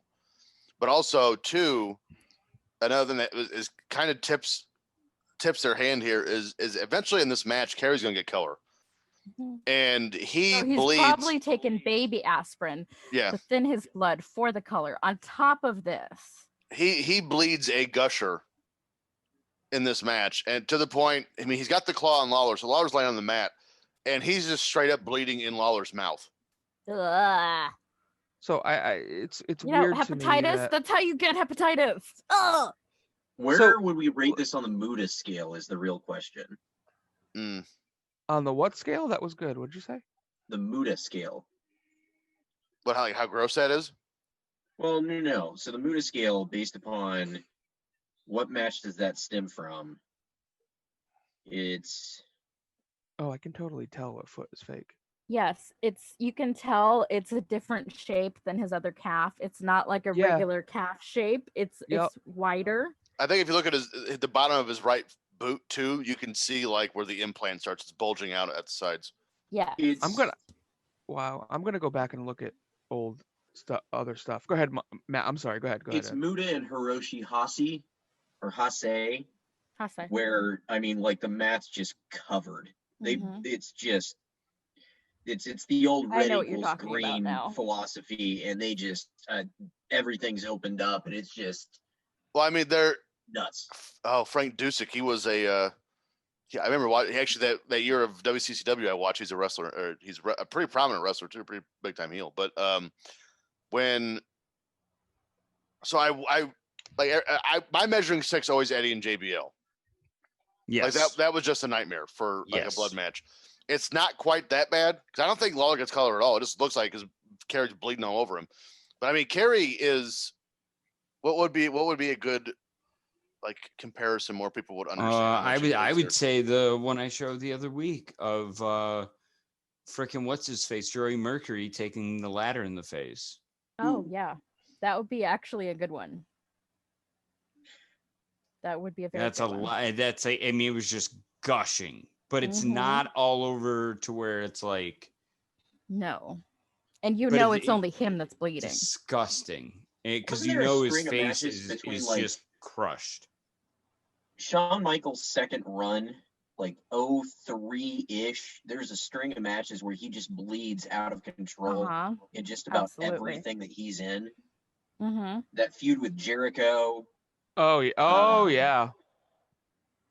Well, that first match back with Triple H, that street fight, he bleeds like a motherfucker. Actually, I would say a good comparison if the Hogan Kidman Nitro match where Hogan gets color. He bleeds. That's about how much he bleeds here in this match, Kerry.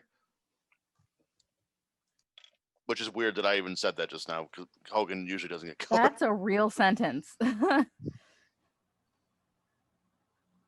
Wait a minute. What about Michaels and Taker? Which one? Oh my! Hell in a Cell. Hell in a Cell. He was. His face was red. I mean, I beat red. It was in his eyes and in his nose and his ears and his. Kerry's probably not too far from that here in this match. I mean, it's a lot. If you guys did the watch along with Heatwave 2000 with Chris Candido and it's gonna kill me. That was with Tony, right? It's the boot, and they have that match, and oh my gosh, sorry. Oh, speaking of, if you've ever seen the tag team title match between the Young Bucks and Candice LeRae, and her Candice former tag team partner, and Candice's face is just a mess. Only reason I have that shirt, it's the yes, that's Young the Bucks only good part of the shirt. Flexing, Young Bucks flexing, person to remain nameless. Candice looks like somebody took, honest to God, cherries and just crushed them against her face. It's like dripping. So I was there. It was stomach turning. We don't shy away on the show. Who's the person we're not naming? Fuck Joey Ryan. That's who. That's what I thought. Yeah, fuck him right in the face. And he's attempting again to sue his accusers. So fuck is he doing Joey it? Ryan. Is he doing it again? Yes, he's doing it again. How many were there? 26 or more. Yeah. There are some that are unnamed, and then he goes back and sues them and fucking names them. Yeah, he's a These people reported under anonymity, and he fucking revealed their names. Hold on, I read that. There's a headline on the website I go to. I just love the fact that And he tried to sue Impact for breach of contract because they fucking fired him. He's a jackass, but I love the fact that he blew up in wrestling in a time where everyone was just for the sake of being different, and everyone was surprised that a guy whose gimmick is he flips you over with his dick. They're surprised. They're surprised he's a piece of shit. Like, why? What is the shock here? Discus punch right there. Real quick, I have dyslexia of two wrestlers, Steve Corino and Chris Candido. It was Jerry Lynn defeating Steve Carino in that Heat Wave 2000 match from Olympic Auditorium in Los Angeles. And if you want to see blood, that's what he writes on his chest, right? He writes it on his chest. It's awesome. Wasn't that the one where Minnie is in the open and he's like super svelte, meaning like he's lost like 100 pounds? Yeah, that's Blue Boy. Yeah, Blue Boy. The Blue Boy. Look at me. Look at it. Your name must be Jim because you've never been to one. By the way, Matt and I have to send you guys the clipping I got about Little Tokyo. Oh Lord! Oh, I saw that. Yeah, I saw that on the my chat pack. Is that? Yeah, I know. Is that not like the craziest thing that's a picture? Why does he keep showing up in our lives? I don't understand. It's every show. Dude, is he alive? Book him. There's no way Little Tokyo's alive. Let me see. There's no chance. Google machine. Here we go. I already killed Robin and frickin' Sam Houston. Sam Houston. I'm like super dead. Definitely dead. Yes, he is. No, he's dead. Damn. He passed away September 6th, 2011. Oh! So we're going to have to get a Ouija board. Yes, we need a Ouija board. I'm going to need a virgin sacrifice. Well, it's not as bad as TJ's incense. It's not as bad as Mike Kolb, who proclaimed Magnum TA dead. Yes. I'll give you that one. I'm pretty sure he's very much alive, isn't he? Yeah, he runs a construction company. Is he alive? Company. Yes, he's alive. He's very alive. He is. Oh God! He looked like, I saw him at the first before it was AEW. What was it called? All In. Oh, All In. Yes, the first. He looked like hell. He was in a wheelchair. Yeah, no, he's not. Are you aware? A wheelchair to get around. Are you aware of the Magnum TA story? Yes, I'm aware of the story. I just didn't realize he was wheelchair bound. I thought he recovered. He just could never wrestle again. I didn't either. Not in the latter part. He's had a tough go of it. Well, even in WCW, one of those little beep beeps. Because I think he was authority figure for like 3 episodes or 3 paper, whatever it was. And even when he would come to the ring, he was on a cane, and he was needing it. Like he was relying heavily on it. So and that was all stemming from the accident. Yes. And now with the age, and of course, as it happens with everybody who gets older, gaining of weight, he's in one of those little ride-along thingers. I'm so excited to have his autograph, and I hope. I mean, we're getting to that time where we're entering Starrcade year or Starrcade season, and I want to watch Starrcade 85 just so I can watch Magnum TA and Tully Blanchard in the cage because it was an incredible match. I'm here for that. That was the I Quit match for the U.S. title, right, TJ? Yes, I just watched it a few weeks ago, and it still holds up. All right, Carrie's starting to bleed here, so it's about to get silly. But the audio alone when they did that recently was insane. Oh. Yeah. Well, do you see him blade himself when King went up? When King went up, there's a very, very close shot of him just slightly taking some of the blood plus whatever's left of the razor. Yeah, because they at this point they're still just taking pieces and they work it into the tape, and that's what they use. He must have used hedge clippers because he bleeds the shit out of this match. The pressure on this family to succeed. So now he's doing the iron claw to his on the abdomen. What is that? What does that even the mean? diaphragm? There you go. Yeah, I know they did the iron claw to the head. Why is he doing it to his stomach? I don't. If you hold on to somebody's diaphragm, they can't breathe. What's stopping him from punching him in the face? He's paralyzed by the pain, bro. He's like, just hit him in the face. Kerry Von Erich is preparing to rip out his opinion. Okay, grab your own diaphragm and see what happens. If somebody grabs that nerve in your stomach, you ain't doing shit. Temple of Doom came out in '84. Brandy, next time I see you, I'm gonna let you do that to me because I want to see if I can just punch you in the face. That's Go weird. for it. And then all right, I'll so right here, we're getting ready to hit the finish. And you can visibly see Kerry Von Erich I love you, bleeding all over Lawler's mouth. Look at this shit. Oh my god. Oh god. I mean, I'm a goth and a Now vampire. that looks person, real. Even that's too much for me. I love this. The ref's Absolutely got it all love- over him too. Look at the Why ref's is the ref shoulder. stopping the fight? He is. That's how the match ends. He's going to stop it. Hey, I want the one that's blood soaked too. If I could have anything from this event, Why would you want it blood soaked? the authentic one, to know it's authentic. Yeah, he just stopped the match because of Kerry Von Erich's eyes. Or he's about to. He's very close to one or the other. Do you guys ever watch Kerry Von Erich's last match? I can't. What match? What match is it? So it's at this ballroom in Brandy. Is it Philly or is it New Jersey? I'd have to look it up. I don't. It's remember. one of the two. He's not with WWF anymore. No, he's under a hood, but he's so messed up. It is really difficult, but it is. I'm looking it up right now. It's My Lord. It's one of the. His I'll send final you. match took place on February 12th, 1993. It was a tag team match in the GWF, the Dallas Sportatorium, in which Chris Adams and Kerry Von Erich lost via disqualification to Johnny Mantell and Black Bart. Maybe last televised. Okay, maybe the last videotaped one. You know the one I'm talking about, where he comes behind the curtain at like the ballroom. Mm-hmm. You know which one I'm talking about. I'm gonna find it. Yeah, I'm looking at the video right now. But that's not the Sportatorium. The Sportatorium's. Speaking of final video, during all that talk yesterday about Mr. Dwyer, did you watch it? Mark Nelson decided to send it to me.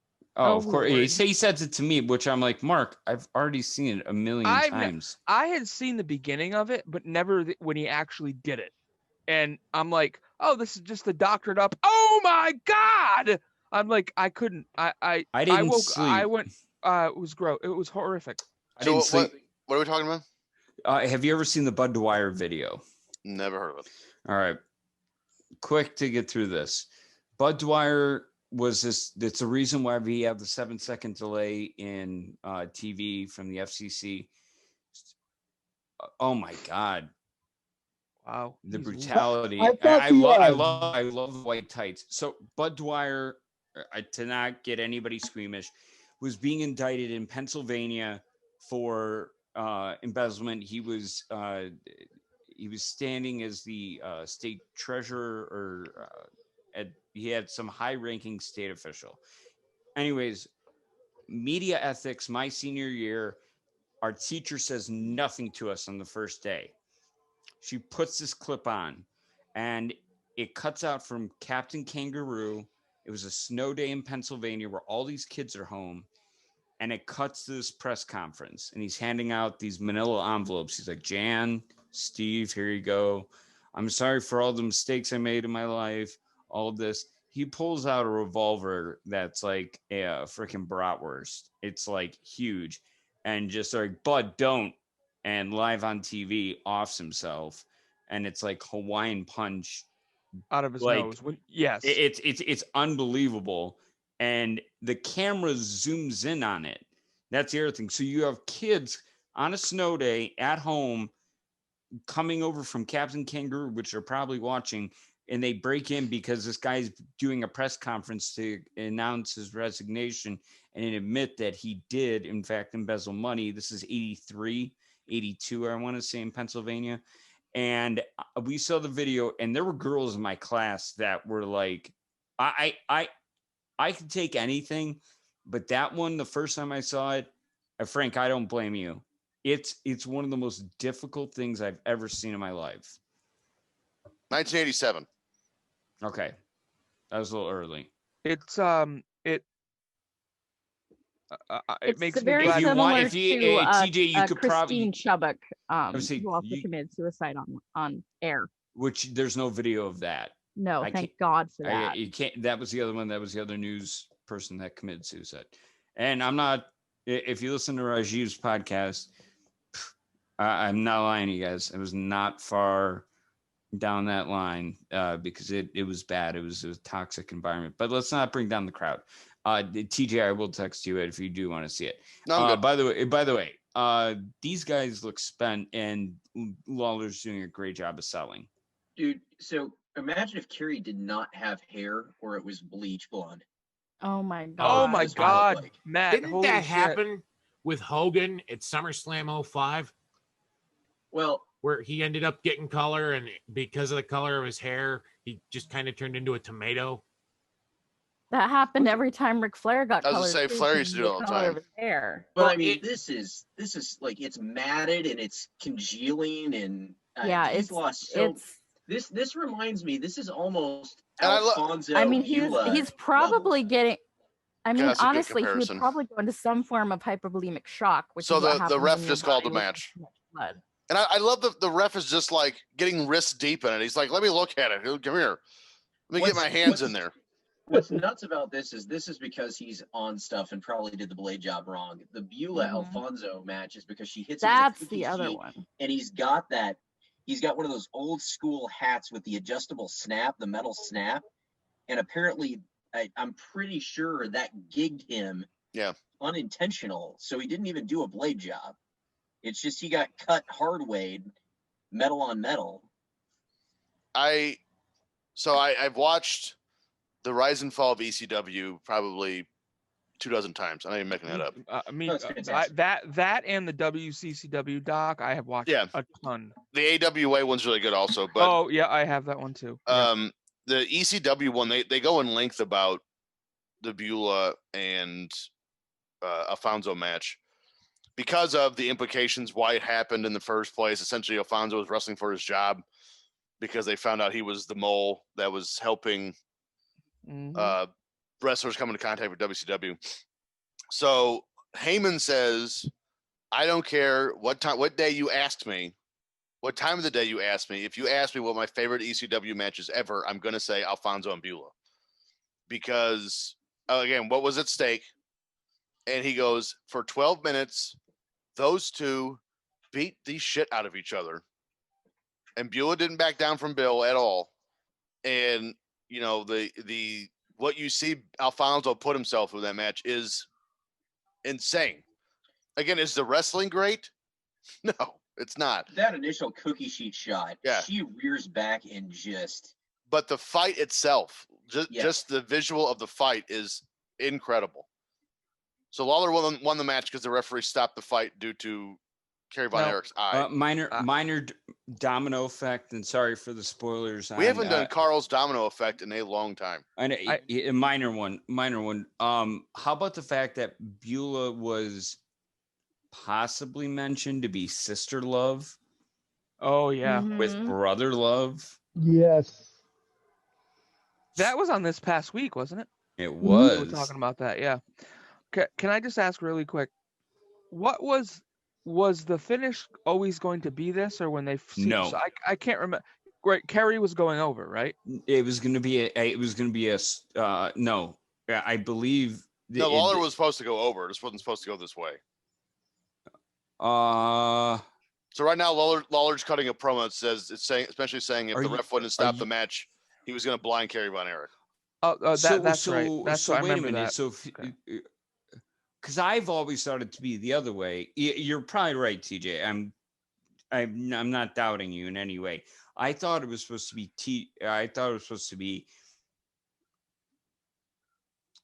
Kerry. It might have been. And him going to WWE. Then what? How soon after this? He debuted in the middle of '89, I believe. Okay, so we're talking what, 6 months? Jesus. Holy Good shit! Lord. Good Lord. Holy shit! What do you mean 80? Who debuted who in 89? Texas Tornado. No, that was 1990. Was it 90? You Yeah. can see it just creeping. Oh my down. god! It looks like he's covered in awful looking strawberry syrup. Kerry Von Now- Erich, we'd like to thank you for making this appearance after you just got off the set of Kerry. Who, What do you think of your performance tonight with Jerry Lawler? who's the guy in the glasses? Is that I don't know. McGurk? Is that McGurk or Owens? Actually, you know what that might be. You might be right there. I love that they gave him a single Kleenex to clean it up. Yeah, Yeah, here you go. Oh, it's AWA. I think it's AWA Commissioner Stanley Blackburn. Oh, thank you. But Good. it's this. and Carl, you might be right about the carry out of the finish. I'm not sure, because I think what makes this show specifically so interesting of the 3 super clashes was there might have been 4 actually. Now I think about it, but there is 4. Why this one stands out so much is, for one, the match we just saw and what we're looking at right now, and what happens with Lawler after this and the AWA title, which I will get into in a minute, but also the backstage shenanigans, especially at 2, 3, and 4, is, I mean, you have to hear it to believe it. Like, they were just like, the companies are trying to put each other out of business while the show's going on. Like, it's crazy. They're trying to recruit talent. Like, it's just crazy. So they didn't Jarrett, Von Erich, Vern Gagne, and I'm betting Cowboy. Yeah, I'm betting. No, Cowboy wasn't here. I'm betting this is why All Japan did the first one, or no, New Japan did the first one, and they didn't come back. Who was the promoter of? Was it Lawler? Wait, what am I missing here? Oh, I think there was Memphis a part of it? Wasn't Lawler in Memphis? That's Jerry Jarrett. I think there was only 3. I think it was AWA, WCWA with the Von Erichs, and then Memphis. I think they're the only 3 territories in this one. There were 4 in the first 2 because all. Wow, look at all those empty seats. Yeah, this is your main event, by the way. What the hell is this? This is the main event. Rock and Roll against who? The Stud Stable. Who's the stud? What is this? What is this? Mike Enos, once again, your referee. So the Lawler title change. So this is actually Lawler's last appearance with AWA to show, for 2 reasons. So for one, and for some reason the valet on the outside of the ring has a kendo stick. For one, Lawler never, to this day, hasn't got paid for the show. Like most people have not. Also, Lawler, and I don't know why Greg tells the story. I don't know why he was surprised. So Lawler wins, the unification match. And at this time, Fritz and Jarrett were starting to talk about merging. I mean, they wouldn't pull the trigger until 90, but they were in talks here.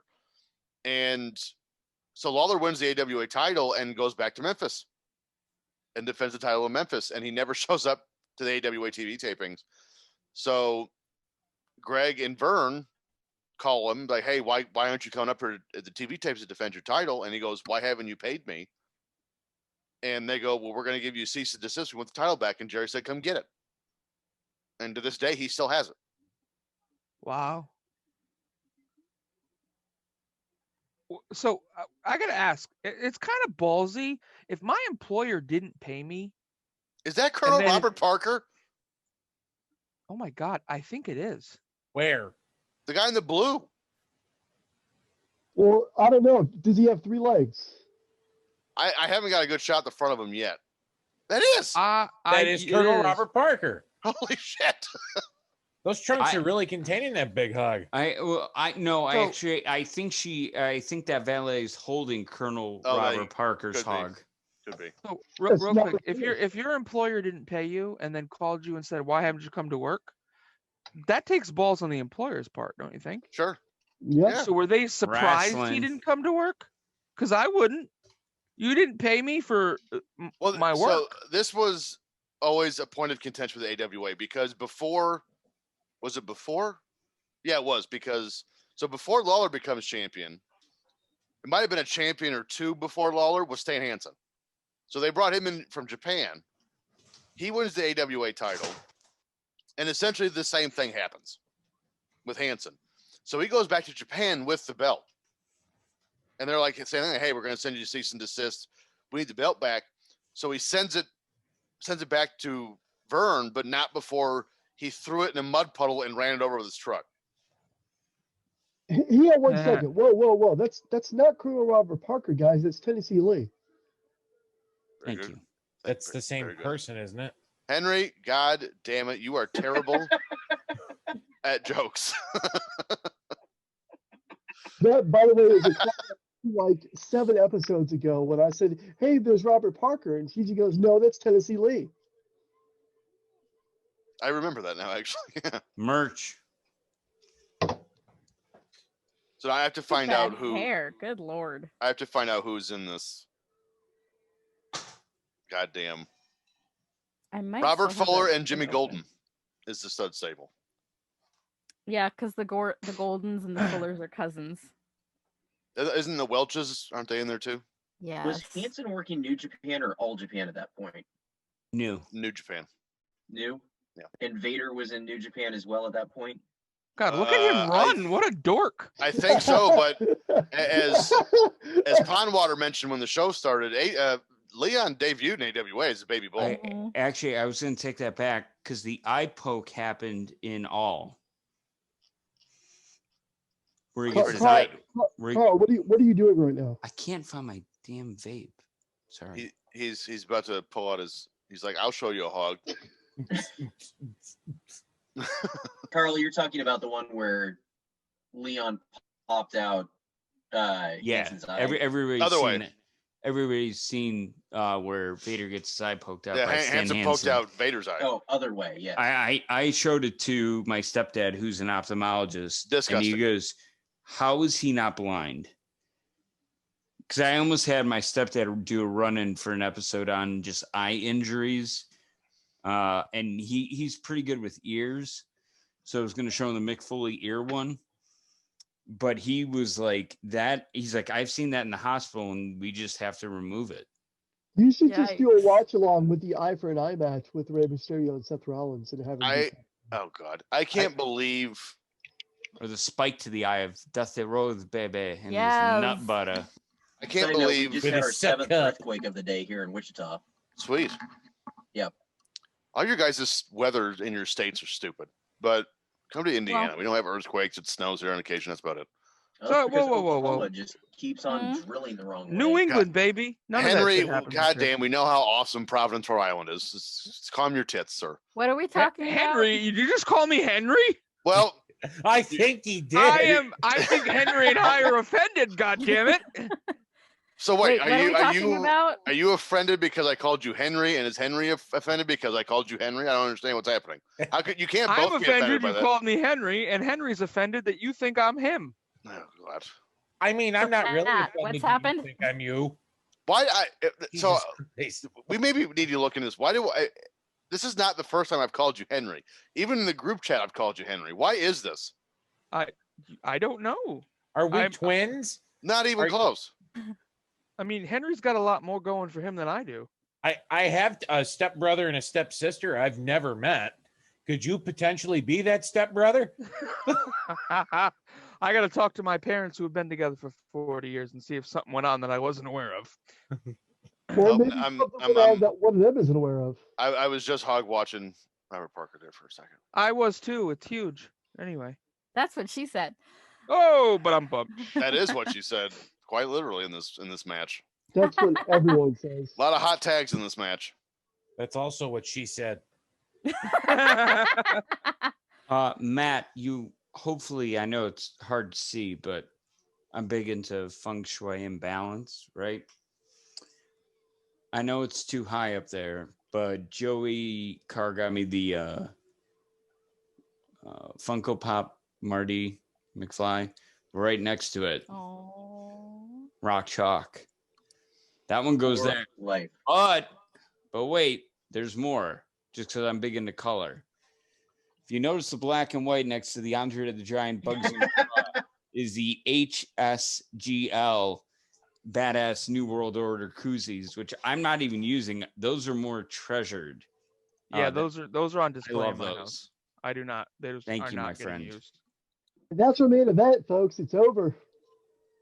Now I wanted to ask you, Carl, are you a fan of Ronco? Set it and forget it, because you keep going, but wait, there's more. And that was always what he did.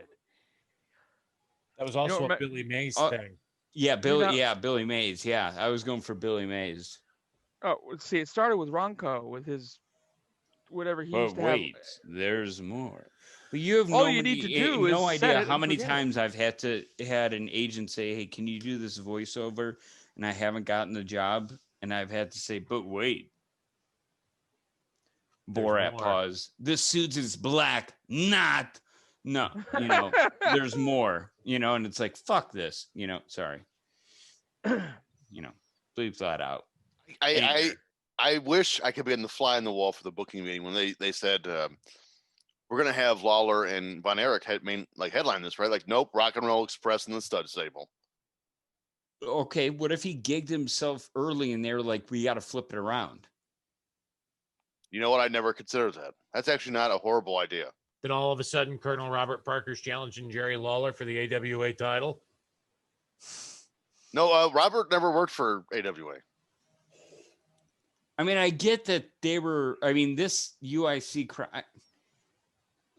we got this in Chicago, but like, my gosh, are you kidding me? Like, unifying the title. These people, look at this. They're packing up their bags. They're like, see you later. We're gone. Bye. What was the I gotta see what the attendance was here. I will say 9,000. No. Ooh, there you go. Over under attendance. Let's do 7,500. I'm gonna go Paid or over. paper? I'm gonna go slightly over. Both. I'm gonna go What over. was the magic number? 7,500. I'm gonna go over because it's Chicago. I know exactly what it holds, so I'm gonna say slightly over. And AWA at one time was huge in Chicago. And that's a big matchup, so I'm gonna go slightly over. I'm gonna go way under. I'm just gonna say under. I'm not gonna say way. You got to remember that keep in mind, 2 years prior, they're running Comiskey at 50,000 people. Yeah, that was the first Super Clash, which I have. And I emailed the WWE about streaming that on our show. They never. Oh Lord, we were way off on the. Holy shit! But I'm gonna get to that in a minute. God damn! But I didn't expect that at all. This is a WCW house show, guys. Oh boy, like 91. Oh God. They haven't answered, so I'm starting to think New Japan might actually own the rights to this first Super Clash. Mm-hmm. So I might just do it one day, and we're just gonna watch Super Clash 1. But did you want me to look on New Japan World to see if it might be on there? Because that's just how I found out that the WCW Super shows are on there. Yeah, that's fine. So let's go ahead. I'm gonna readjust the over under. Wait, I'm Brandy, say that one more time. I'm sorry. You're telling me the WCW Super shows, the WCW and JPW Super shows, which are not on the network, are on New Japan World. Uh-huh. And I've had this the entire time, and I just stumbled across it like last week with Henry. So please, Collision in Korea is there? I should look. Well, it would make sense only because, from a legal standpoint, because Turner and New Japan, I would imagine, produced these shows. New Japan probably kept the broadcast rights to them, though they were promoted in the U.S. as WCW sanctioned shows. They might not have gone to the network with WWE they might not have gone to WWF when it was bought in 2001. And then subsequently, WWE can't put something on the network that itself doesn't own. Right?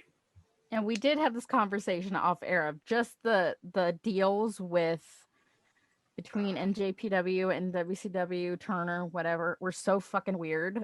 Yeah, they were. Like, there was no consistency to any of them. I'm going to readjust the over under for the attendance here at the pavilion for the show. So let's do over this. I mean, this right here is going to tell you everything. Over under 2,000. Oh God. Oh, under. I'm still going under. Yeah, I'm going to go under now.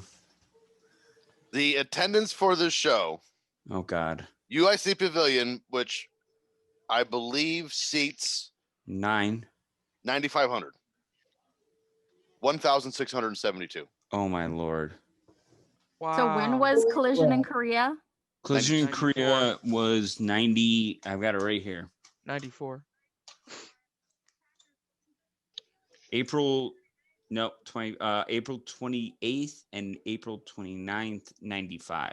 Okay, they have a couple matches from that show on here, but not full shows. We have Bull Nakano versus Akira Hokuto. Right. And then they also have Antonio Inoki versus Ric Flair. So that was on top. Mm-hmm. So here's the card for Super Clash 4, which was actually a year and a half later in Minnesota. The St. Paul Civics there, they actually did 2,000 there, so somehow they did more. The opening match, Jake, the Mailman Milliman, beat Todd Becker. The Texas Hangman beat Brad Ringens and DJ Peterson.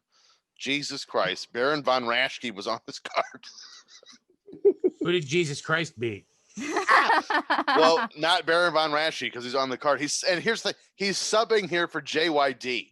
TJ, Oh can my I just say Lord. the fact that I went back to my pause and it says jump 2 and you said Balls Mahoney, there's a clip. I don't know if anybody else can see it. He looks exactly like Balls Mahoney. You could not be more correct. Baron Von Raschke, I have to look down and see how old he was. Oh my God, he was 50. He was 50. Oh my God. Yeah, he looks 95. Yes, he does. All the time. He aged like milk. He did. But he's subbing for JYD and he beat Colonel De Beers, which, I mean, all of that whole match is ironic that he subbed for JYD and he was going to wrestle Colonel De Beers, who is, as we know, a white supremacist. So in the Jesus. The fourth match, Tully Blanchard and Tommy Jammer win 16 minutes. That opens up. Tommy Jammer opens up. Oh, Super Class 4 started on my on my network. John Nord. The house looks horrible. John Nord Berserker. and Kokina Maximus, who we would later known as Yokozuna. Well, who is John Nord? The Berserker. The There you Berserker. go. Yeah.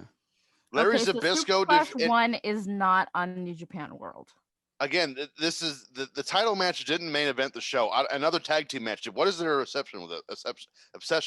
Larry Zbyszko defeated Mr. Saito for the AWA title with Nick Bockwinkel as the referee. And then the main event, a steel cage tag team match, which was 25 minutes. The Trooper and Paul Diamond, who I believe the Trooper is Dale Wilkes, who is the Patriot, Yep. defeated the Destruction Crew, Mike Enos and William Bloom. That's Super Wow. Clash 4. Which they were the original Minnesota Wrecking Crew. And they were Yes. on their last leg at this point, right? Oh, they were dead within the year. They didn't make it. They didn't make So- that at 90. Well, because they were doing they got onto ESPN though. Yes, they were on. I think they were on ESPN shortly after Super Clash 3. Because That makes sense. that the AWA ESPN show was the first time I ever saw Scott Hall and probably Kurt Hennig. I blew frickin' Frank's mind with Wrestle Rock Rumble. By the way, how have we not watched a UWF match yet Oh my god! or a card? How have we not done that yet? But what are you gonna do? Beach Blast, or are you gonna do Blackjack Brawl? Either. I love that there's two. That's, Yeah, you have two choices. They're both. The thing is, and even Efren commented on this, is the ring announcer for Blackjack Brawl makes it so bad that the production of Beach Blast is horrific.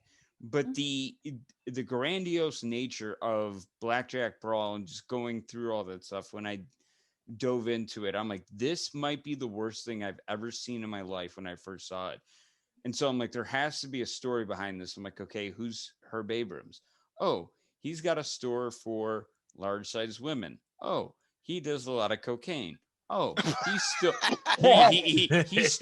he stole his freaking sister's identity up until the day he died, and she still loved him because he was Herb and he was a good guy. I don't get that at all. Like, the directors talked about it with Conrad. That was a sneaky good episode, by the way. I keep vouching for it, and people keep thinking it's because you're a mark for that Herb Abrams, What, UW? I love that episode. That's it's my favorite one ever. The story easily. is so, for one, Beach Brawl 91 is on YouTube, so we can watch the whole thing. I probably stream it too. But the whole story is so bizarre because he does this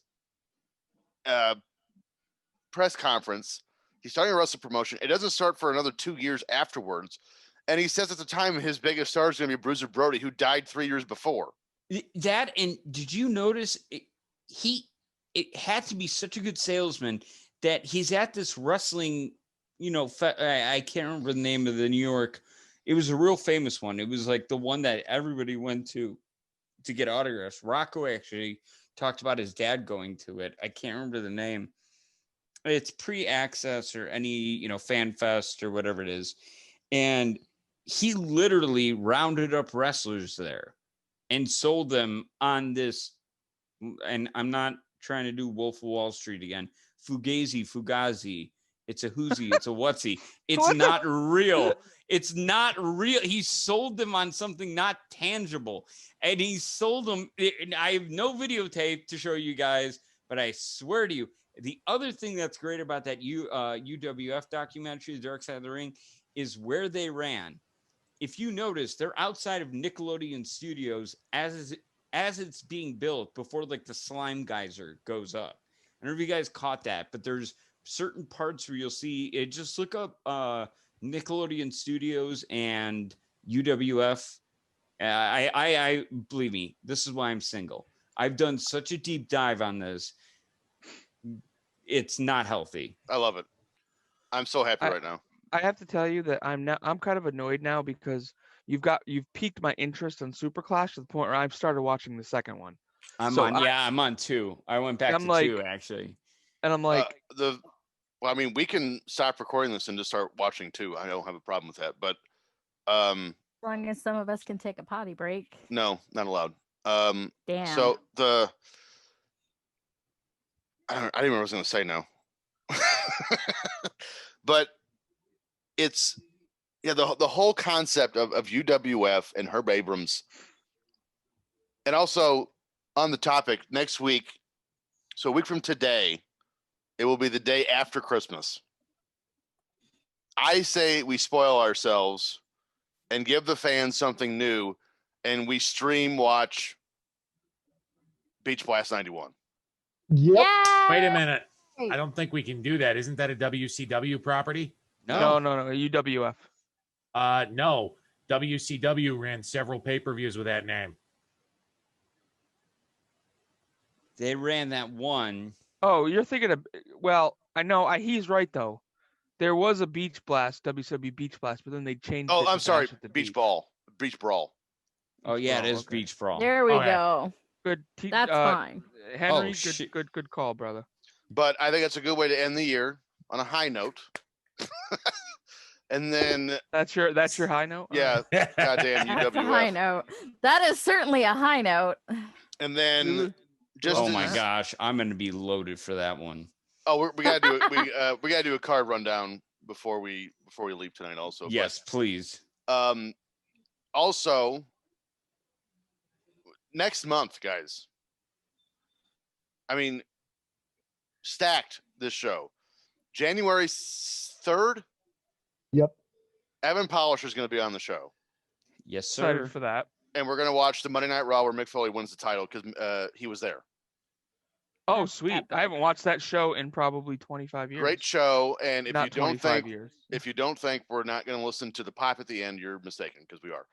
And then the 9th, we're going to have Efren here from Saved by the Pod, and we're going to watch Starrcade 92, which is Battle Bowl.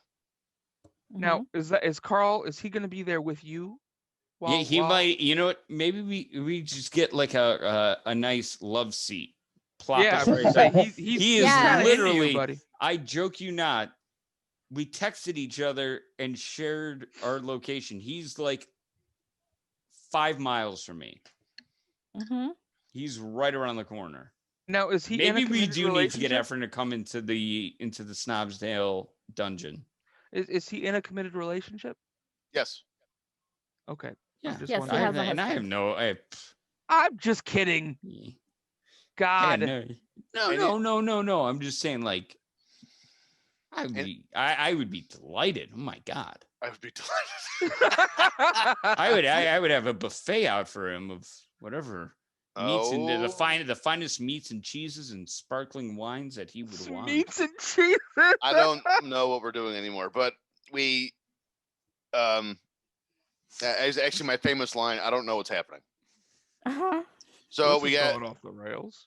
Let's just start over. So we're gonna have Evan Polisher on the 3rd. Efren's gonna be here on the 9th. Some point after Efren, I don't know if it's gonna be the week after that. And I'm really excited for this. Paulie Brownwell is going to be on the show, Oh, I'm sorry about that. Yeah. I love all three of those guys. and from he Big has Brother Pop. specifically asked that we watch Mid Atlantic. Ooh, okay. That'll So- go with I would say that goes with WHW because that's what they're going to be. Yeah. Yeah. So because of that, I don't know if we should watch. I believe Mid Atlantic TV shows are only an hour. I believe that's right. So I don't know if we should watch 2 episodes of Mid Atlantic television or watch like maybe that's when we sneak in Starcade 85. That's a good one. Mm. Because Why that is was Starcade 85 Mid Atlantic yeah, as well? Jim Crockett Promotions, which was JCP. Mid Atlantic. They had not bought. No, they just bought Georgia actually in '85, and then, oh no, it was '83. They bought Georgia from the Briscoes.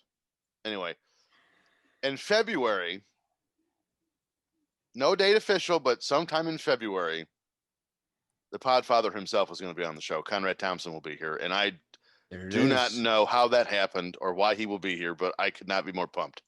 I know, and that's just amazing.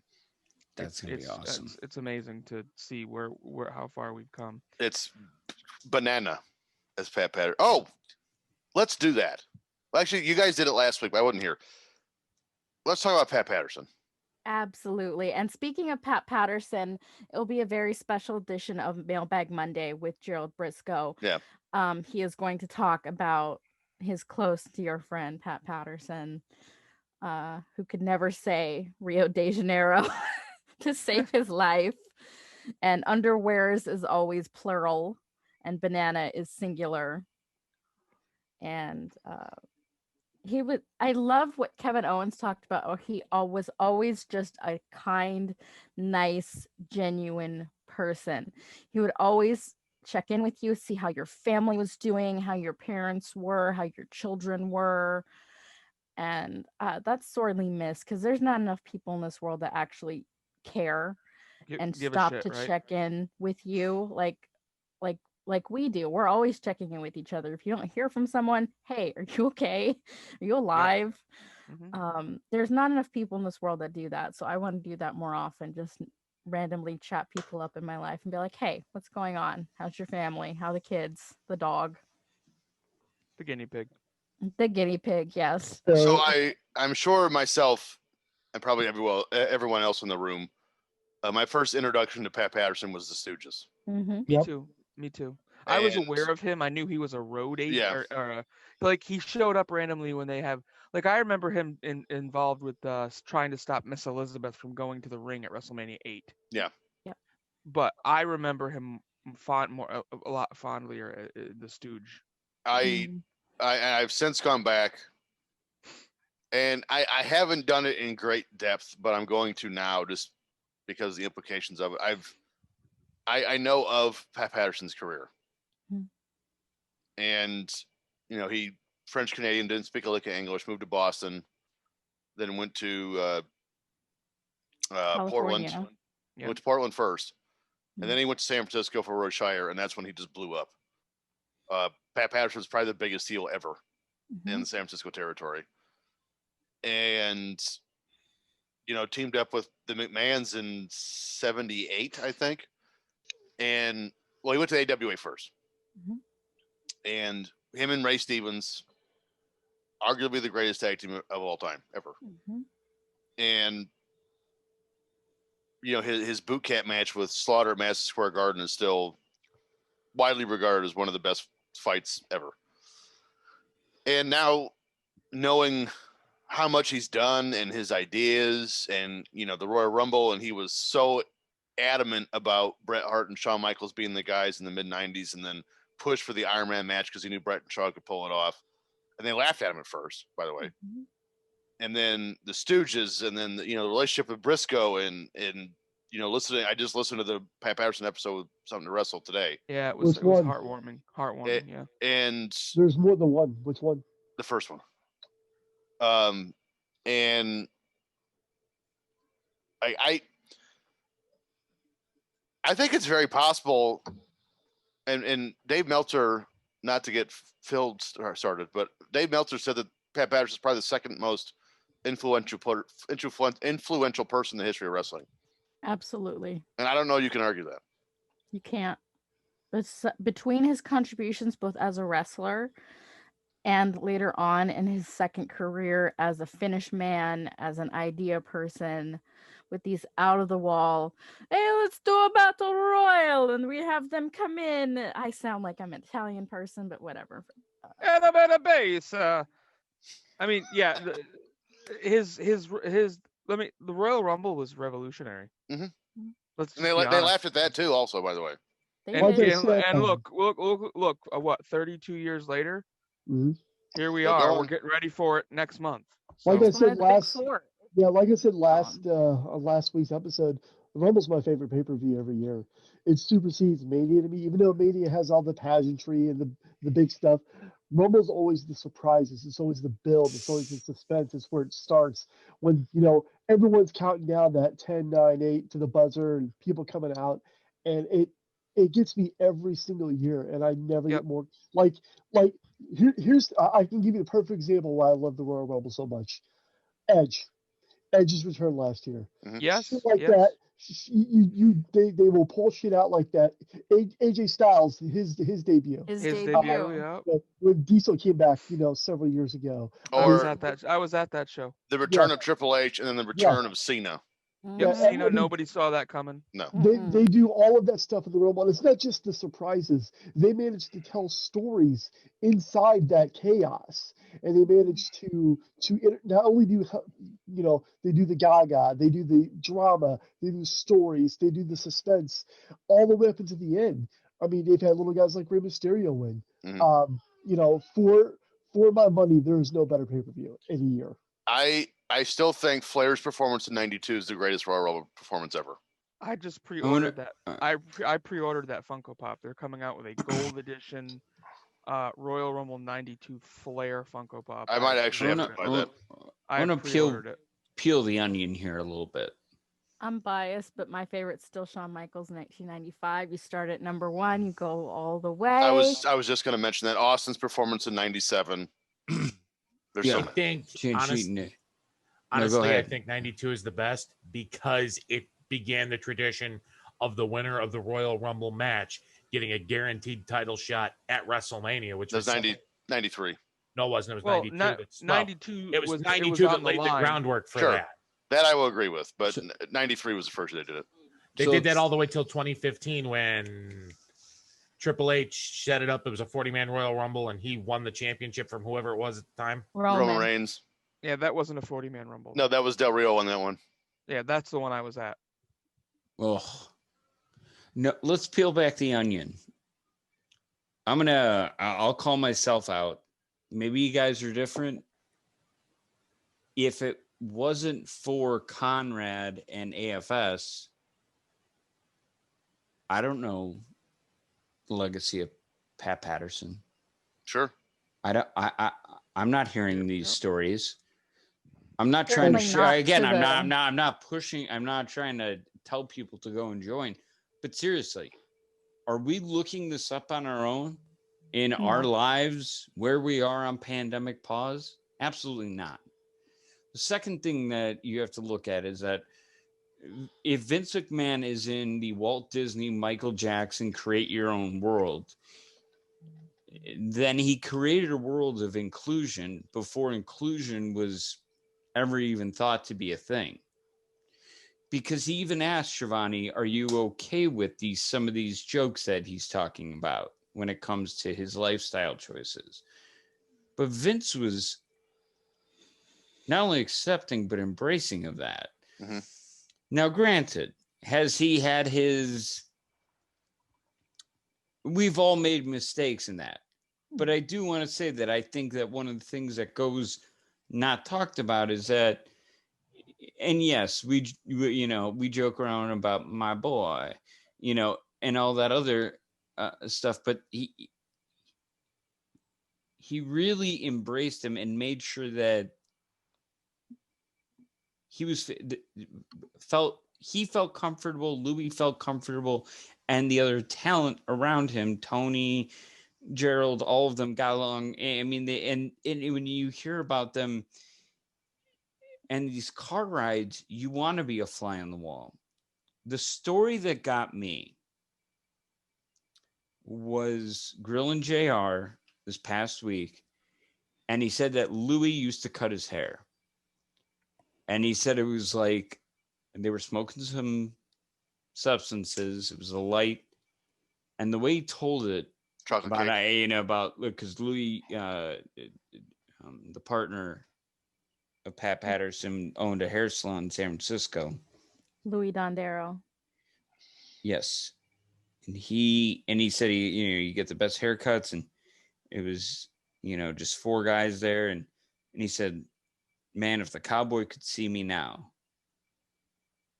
And I think that says a lot about Pat Patterson from this standpoint, that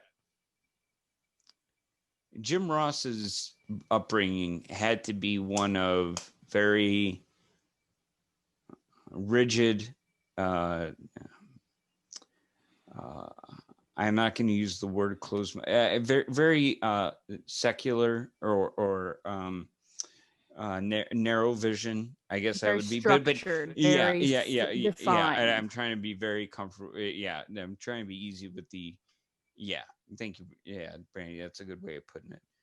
And for him to sit down there and hang out and get his hair cut, told me that the humanitarian and the person that Pat Patterson was might be greater than the Finnish guy and the talent that he was. And I wouldn't know that if it wasn't for these stories being retold. So I am thankful that we have the chance. And while we're all living in different parts of this really weird 2020, I don't care if it was planned out that AFS came out when it did or whatever. I don't think it was. I really don't think it was. Either way, we have been content-wise. We have talked about for the last, how long we've been going now? 3.5. 16 This is episode 16, so we're at 4 months. No. But today specifically, what? Oh, we're probably closing on in 3 hours. All right. How much stuff did we bring up that we have learned via that one of the podcasts? A lot.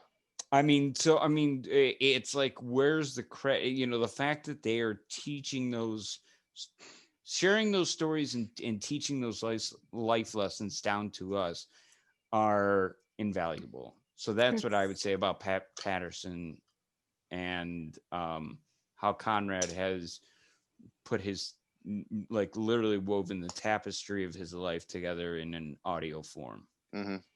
It's almost like wrestling's version of Schoolhouse Rock. I think all of us remember the songs from school, and you still remember them to this day. And we'll be still making the jokes and remembering the stories from the podcasts for the rest of our lives. And it's sad that we've lost Pat, and all the people that knew and loved Pat lost him.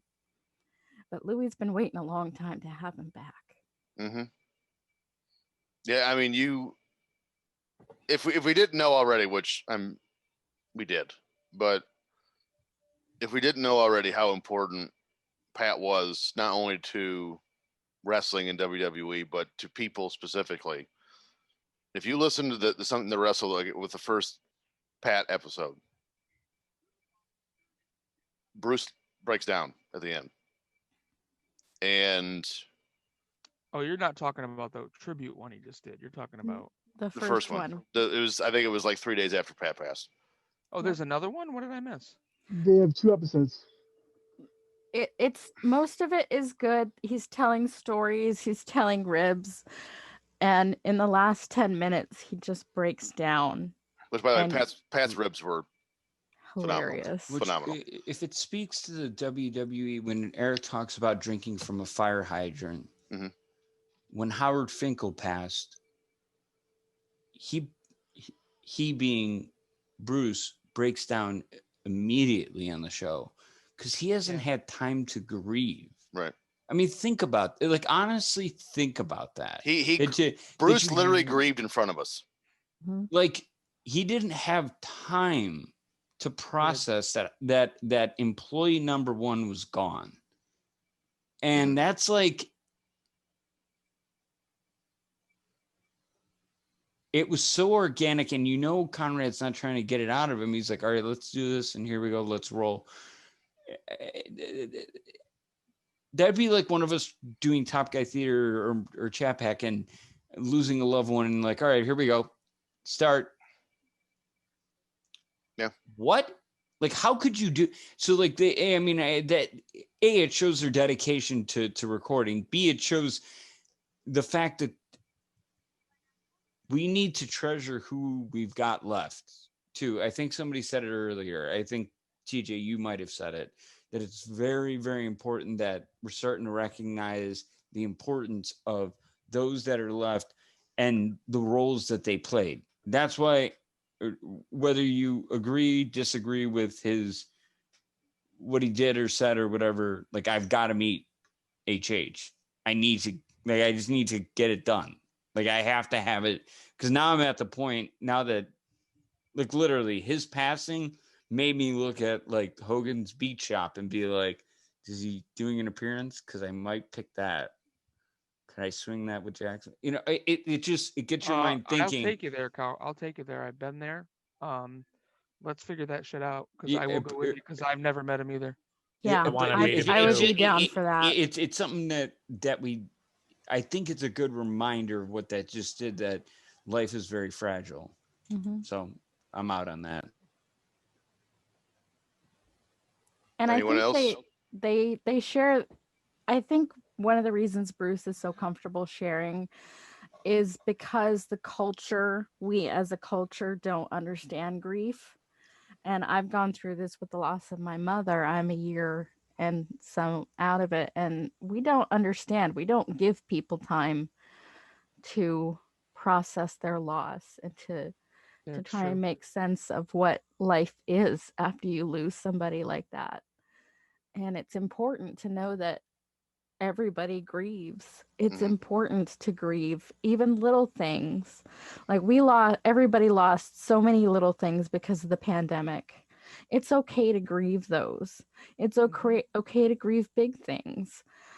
And it's really important to hear somebody who is very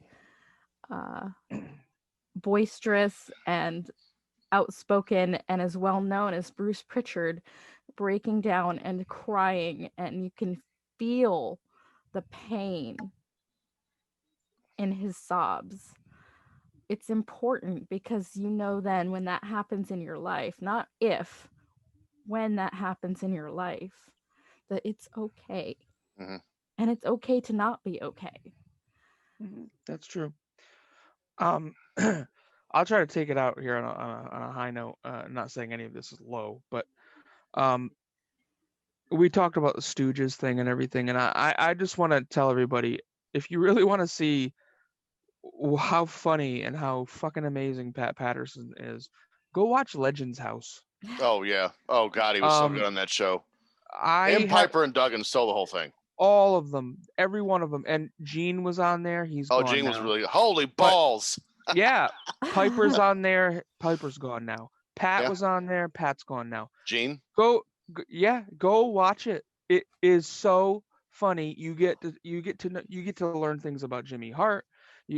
I think Pat actually comes out to the world on that episode, on that show. Yep. And I fell more in love with him on that show, and he's a funny son of a bitch. So if you really want to live a little Pat Patterson, I suggest you guys go check that out. I think what's important to remember here is we talk about it all the time, and I've mentioned it on both on this show and on Carl's show, my chat pack, that if the only thing I ever wanted out of this show was to give people a 3-hour window every week just to get away from life and just watch wrestling with some friends and have fun, and if that's all the show ever does, I'm fine with it. But like for and you still see these douchebags online that I'm not going to pay $99 a month for something I listen to for free. We don't do this and pay this for the podcast. That's not why. Again, we can listen to the podcast just like everyone else. That's not why we do it. And for I it's not overstated when people say this is cathartic and this is an outlet for people, and how close we've all become because of this. And again, I'm gonna circle back to Bruce, both for Finkel and now with Pat. He grieved on the show in front of us. Mhm. And he even said at the end of the Pat show, I had to get that out. Mhm. Because he hadn't yet. No, he hadn't. And it's, again, it's more than podcasts. Like I don't know what we have to do or say to get this through to people. It's a family. Right. I wanted to tell you that honestly, I look at 2020, and I made a lot of big decisions in 2020. I got into Boston University. I did a lot of things, but looking back at 2020, the smartest fucking thing I ever did was say, top guy, process. Absolutely. The Absolutely. smartest fucking thing I ever did, because I know you guys now. I know some amazing people out there in this world, Mhm. in AFS. I've talked to some of my wrestling heroes. I've bonded with. I mean, I'm just. I love all of you. I really mean that. I mean, I look forward to the day we do this every week, Yeah. whether it's on a Sunday or Saturday. I look forward to coming on here and just shooting the shit, making my credit card debt go up, Yes. and and you guys, I don't know everything about Mid South and Mid Atlantic and all those places. You're teaching me so much. I'm a WWF guy, Mhm. so I only know what I know from '88 on. So I mean, I cherish this time in my life, even though it's the shittiest year in the world. I've got all of you. So if you're thinking top guy process, do it, and do it now. Hang out with us. So we've all met Mrs. TJ now. She's been on this show a few times. Mm-hmm. And when I switched jobs in October, I was taking a $6 an hour pay cut to switch, but I did it because the potential is much better. And so we were preparing for that salary drop. So we were cutting shit left and right.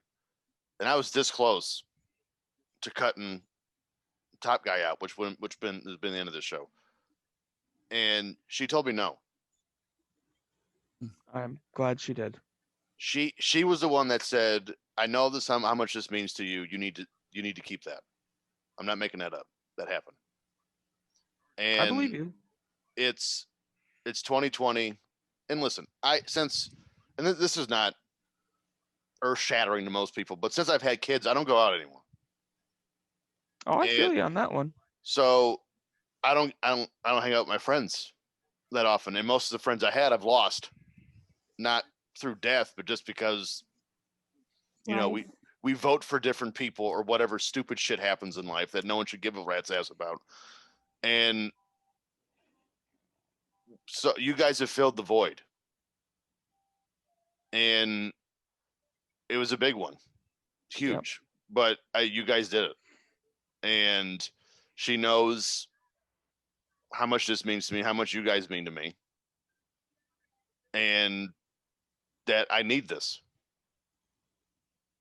And I can't, between what Frank just said and what I just said, I don't know. I mean, what better testimonial do you want? Right. My wife, who's never watched wrestling a day in her life, told me to keep doing this. So we watched Henry come right out of his shell. I mean, we have. So I'm sorry, Phil. Go ahead. I just want to get that out because I love Phil. I love you all. I just don't know what else to say. So I mean, my internet connection issues over the past 4 months. Well documented. Right. So when I first started having internet trouble, we're like, all right, we get a hardline this laptop. And because I'm getting really pissed off, I'm getting frustrated. I'm like, this is bullshit. This is never going to work. My wife goes to my mother-in-law's, gets a drill, tells me to go buy more Ethernet cable, helps me drill holes through the floor up into my room to where I'm at to run an Ethernet cable into my room to hook into the laptop. You didn't have a drill? I have a drill, but it wasn't strong enough to get through the amount of what I don't have a manly drill. I just have a shitty drill. I need a new drill. Anyway, so we hooked a hard line up to the laptop, and that works for like a week and a half. Then the laptop stopped working. So I'm like, I mean, it works, but it doesn't do very well. So I'm like, well, crap, what can I do?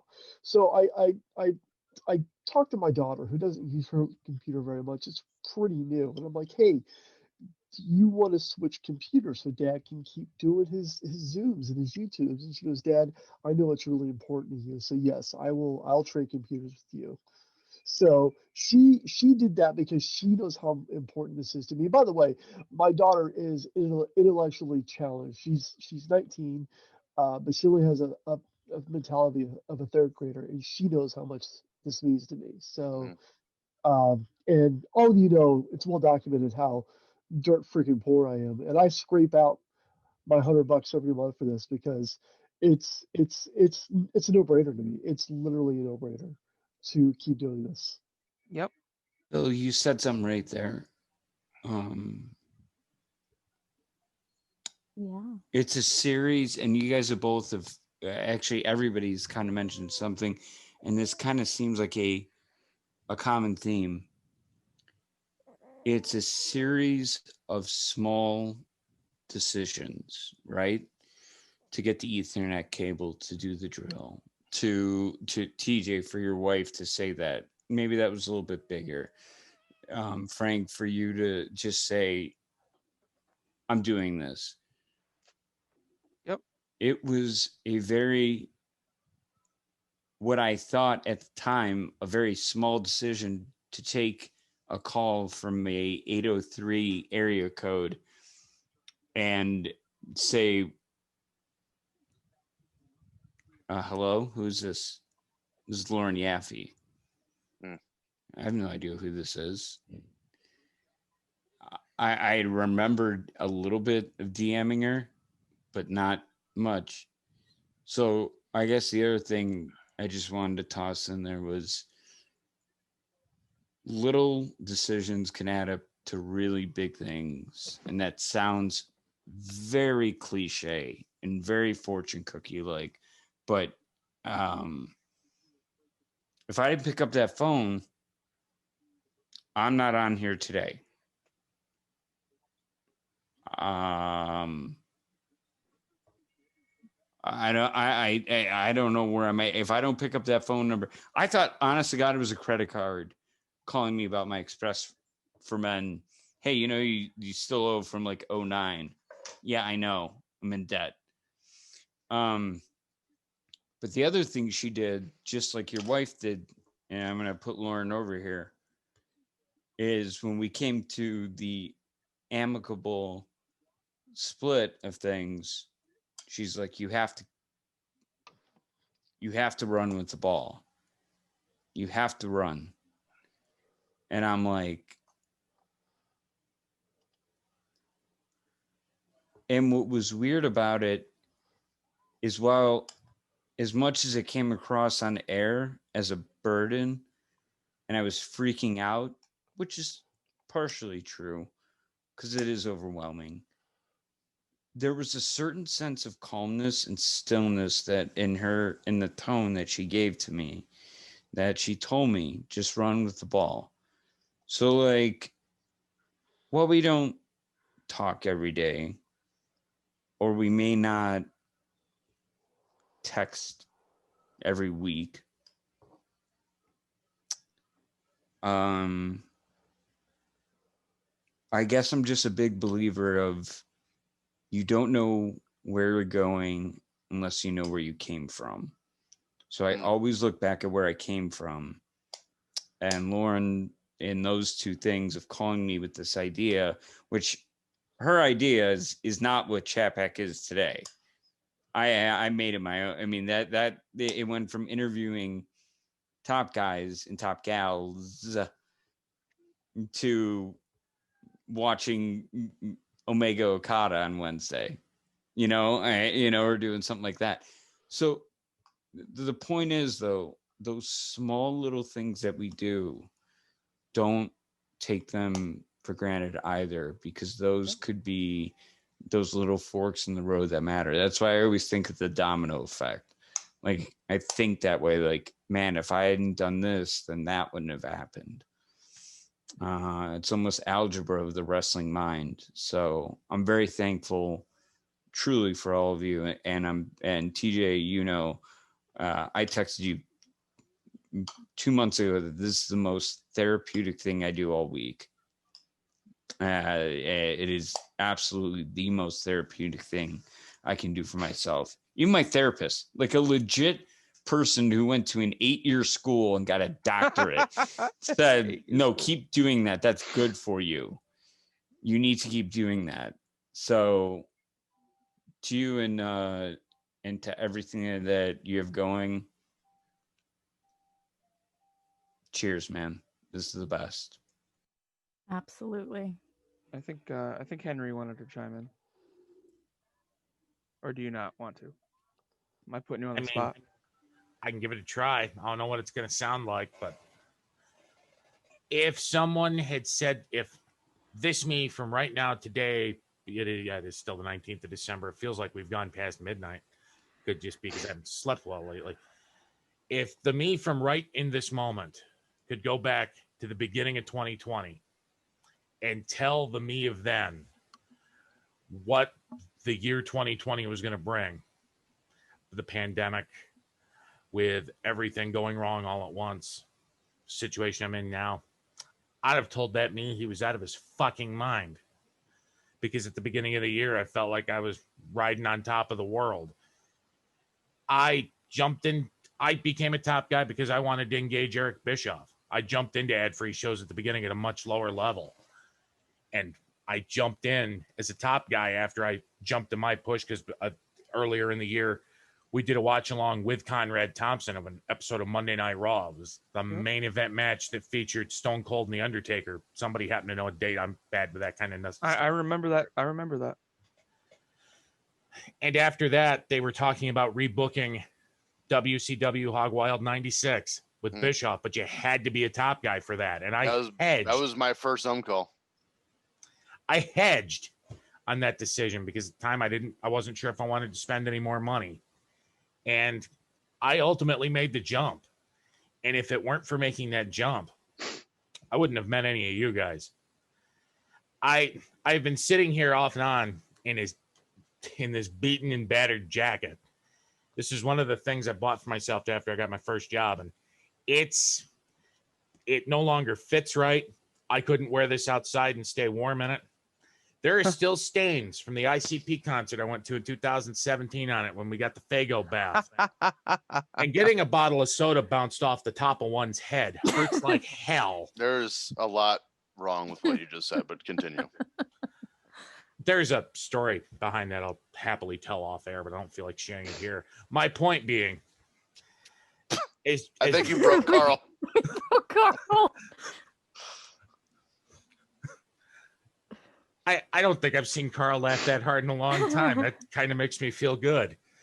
But just because I could see like the purple pot just dunk. You know, I think if my memory serves me right, it was actually a bottle of Diet Faygo. Oh, good. Oh, good. Good. It was about, they'd taken the top off it, but it was like a perfect spiral pass with soda coming out the top, just bonked me right in the center of the head.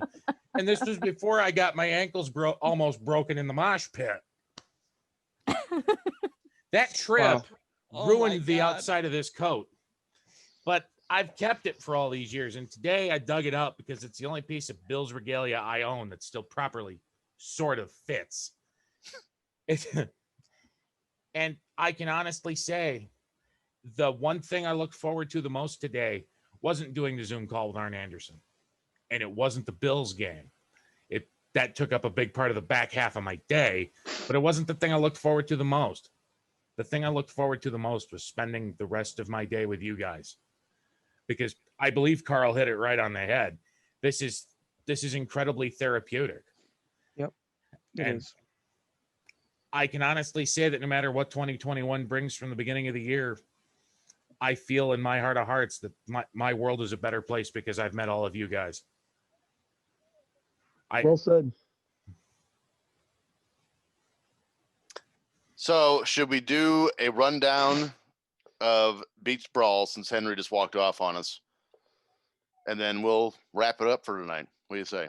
Well, we're gonna watch Super Clash too, but We're gonna watch Super Clash too, but yeah, let's see what kind of misery we're in store for. There, you guys. I don't know if I've ever been this excited for a show. I'm not shitting you. All right, can't now where wait. does it? Now it's at the Manatee. The Manatee. So yeah, it's at the Manatee Civic Center in Palmetto, Florida. And I will read you the reception section on Google. I'm sorry, on Wikipedia. I'll read you the whole thing. Has anybody seen this? No, Nope.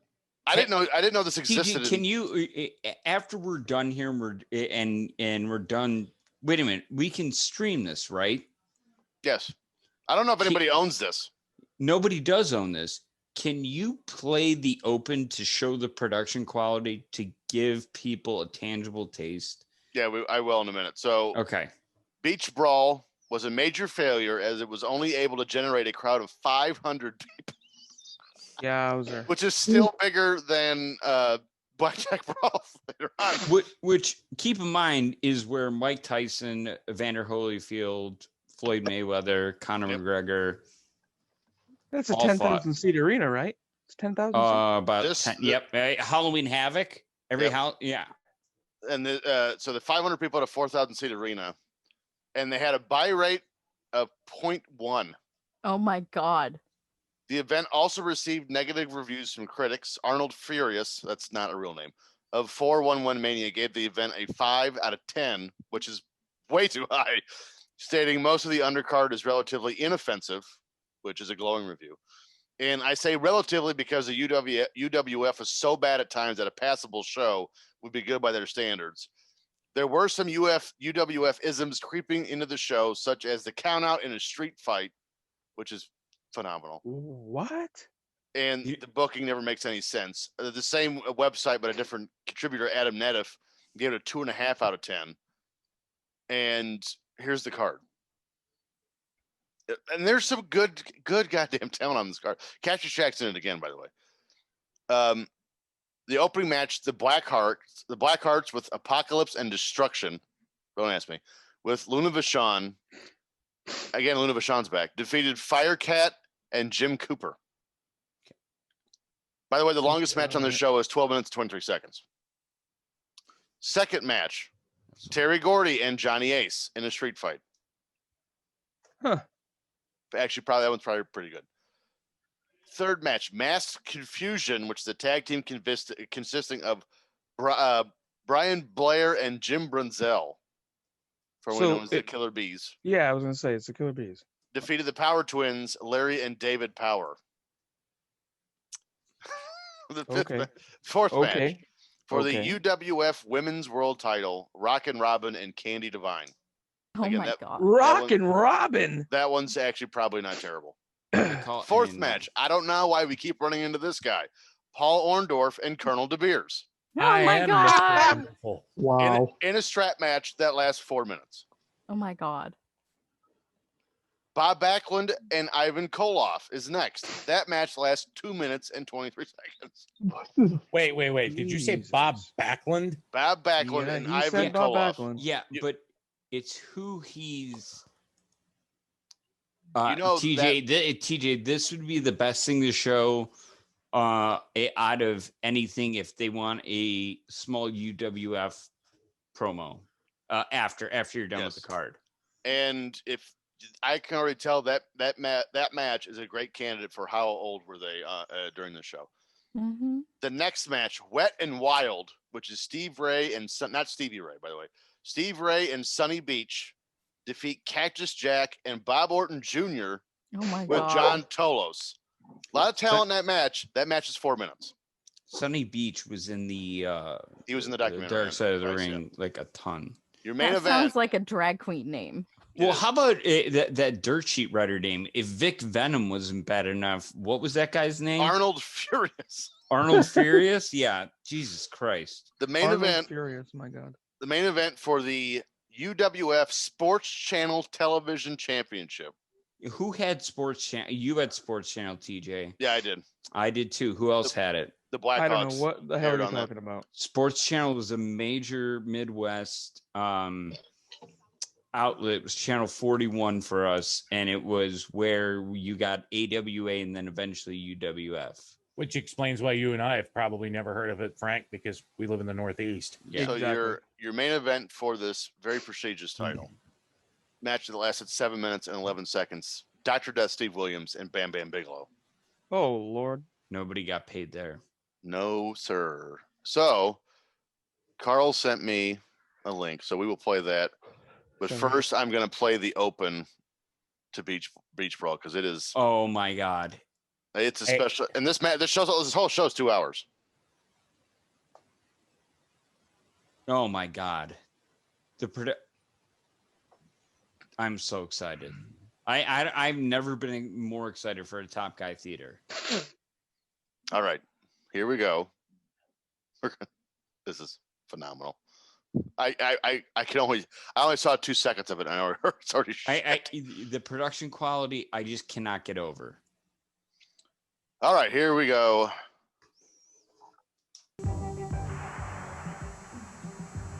Tradition, fundamentals, the essentials of showmanship, the way professional wrestling. This is what we're going to watch next week, by the way.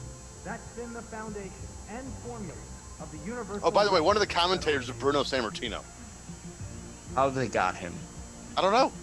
He had to be so pissed. 1990, with a mandate from founder and president Herb Abrams to bring professional wrestling back to Awful. the glory days. That I belt would is get that. I would. dumb. That's the one belt I want. I would get the belt, but only because of Captain Lou Albano. But How that about belt the is- fact that it's FU?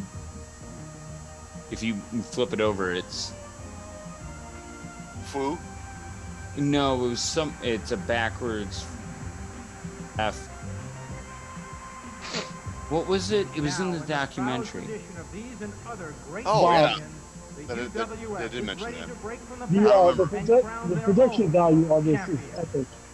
There's Catch a And Shag. it's not that somebody just no. Wait till they go to the announcers. All right. So some. Oh. Carl's dropping shit. I can't even see him, but I know what he's doing. Yeah. Usually that's he's dropping stuff.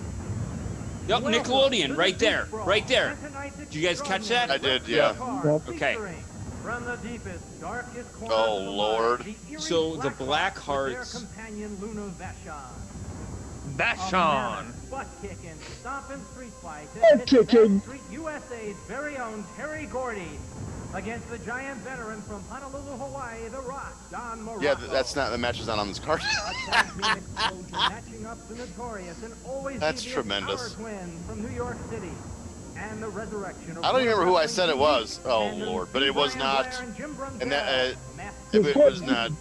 Confusing. Oh, it was Johnny Ace. It was Terry Gordy and Johnny Ace. World champion, the Russian Bear, Ivan Mr. Red, he Koloff. was Wait on for the, it. Wait for it. Wait for it. Against another former world champion and one of wrestling's all-time They most couldn't prolific get- figures do it live. of How did they Very give Bob dangerous Backlund? scrap match, bringing Look at together this. South African Colonel De military Beers with strategist Mr. Colonel Black. De Beers. What the fuck? Fan favorite, the What is that? And again, you said he's not even there. No. And he's not even there. He doesn't even No. appear. Sends his That's own tremendous. Cowboy Bob Orton Yes, and the that's real. unpredictable Cactus Jack against the artful God, we're and still watching power-laden this, by the display way. of Sunny Beach and Steve Wet the and Wild, Thing the Ray, worst tag the team duo known ever. as Wet Or and worst Wild. name for a I've been thing to ever. Wet n Wild. I can think of worse. In Rockford, Illinois. Oh, by the way, they just promoted all those matches. They didn't even mention the main event, which is Now- Dr. now- Death. Oh, here we go. In front of all your TV viewers, you're gonna see me, Bam Bam Bigelow, destroy Steve Williams for the heavyweight title. Nothing's gonna stop me. I'm not holding back. You gotta be kidding me. Your history, Sorry. Williams. Like this, there's a lot of concentration in the locker room. A lot of silence. You know why? Tonight's the night. The Big Daddy, let me tell you. I kinda wanna watch for this the right big now. belt. Bam Bam Bigelow gets But I want to save it for next week because I want to go into depth and detail of this. Now, he's got to face the man who's going to be wearing the gold around his belt. You people The all gold over around his belt. Russia, and here in the good state. Dr. Death, it doesn't matter what it takes. I'll fireman's carrier. I'll Is he doing a promo in front of a gym mat in front of a high school gym? Like the ones that were on the wall? We are coming live for the Manatee. Yeah, look how well the Convention audience Center is now in lit. Palmetto, Florida, just south of Tampa. Wait, there's an Tonight, audience? The Universal Wrestling Federation proudly presents Beach Brawl. And a pleasant good evening, everyone. I'm Brian Ricco. I will be your host tonight. For God. Now this wait till they wrestling toss the ringside. Tonight's the night. I am so In the excited ring for right this. outside, we'll find out who will wear the $100,000 Sports Channel Television Championship belt. Will it be Steve Dr. Death Williams? Did they just try to tell us that belt was $100,000? Bam Bam Bigelow? Yep. We'll find Oh, out yeah. tonight. This is our first journey into My pay-per-view. ass. I can hope go you and get can one. pass I the get a laughs big and gold enjoy. made right It now could be for a night to $1,900. remember. Joining me to What are my we talking right about? now is the president of the Oh. Universal Wrestling Federation. Are we Herb, are we Laced. watching Herb has this? with him Because we're still watching WWF this. Sports Channel Championship Laced belt. on coke. Herb, it's a beauty. I want to see Carl saying, I want to see when they cut the ring. Look at the plates on that thing. It looks like a child made that. It actually spells UWF on the side. What in the hell? Dr. Death Williams will become the first ever Death. UWF Sports Channel Television Champion. Mr. Oh, Now, the winner will have Electricity. survived That's the belt. By the way, elimination that's the tournament, plates on which is both taking sides. It place says in various UWF arenas on across both the sides of the country. belt. And Herb, Didn't they you have a say somebody prediction. has this? Bam Bam or Steve? Brian, I'm going to go with I think Sunny Beach. Well, was it Sunny Beach? Herb Abrams going with Steve Dr. Death Williams. We'll also have our first ever ladies championship match tonight. He was going as into Candy rehab Divine at this takes on point. Rocket I know Robin. that much. We'll also have a Oh, very, very beautiful. special Captain Lou's Corner, so don't you go away. It should be exciting. There Oh, are two good, phone there's a numbers promo to tell show. you about before we begin the Beach Brawl. Call live right here, right now. And here's the Hey, Beach Brawl. somebody- Kids somebody call that. 520-1000. Somebody call that number right now. Isn't I'm that, on it. I'm on it. I'm on isn't it. it, I'm on isn't it a it. little late to be plugging the phone number to hear the show? I'm on it. I'm on it. 1-900-420-3337. Oh, you can talk to Captain Lou and That Mr. one Red. is $2 for each minute. 420. If Captain Lou picks up, 377. All right, I just dialed It it. is now my pleasure to introduce the announcers for tonight's match. My colleague, Craig DeGeorge, and the living legend of professional wrestling. Not surprised by that. Thank you very much, Brian Ricco. Oh, and good Lord. evening, everybody. Oh. Welcome. Craig Bruno DeGeorge. San Martino looks like Craig DeGeorge. He was in WWF for a while. You gotta- Yeah, and then You he gotta cut sucked. this off now, or this is getting the longest Yeah, cut episode it. ever. Yeah, you gotta cut this. The other one is good just for if people want a little since you guys don't know about it, it's a good non-spoiler clip that explains in a humorous way about the UWF is what I sent. And I go to this guy for my okay, I don't know about this, so I'm going to go look up and see if he has anything on it. And he did when I initially found this because I go, wait a minute. Bill Watts didn't trademark the UWF. Who's Herb Abrams? So this guy laid it out in a 10-minute clip. And to me, you could do it off air. You could do it on. You could see if people want to stay for it. But it's humorous and it doesn't give any spoilers.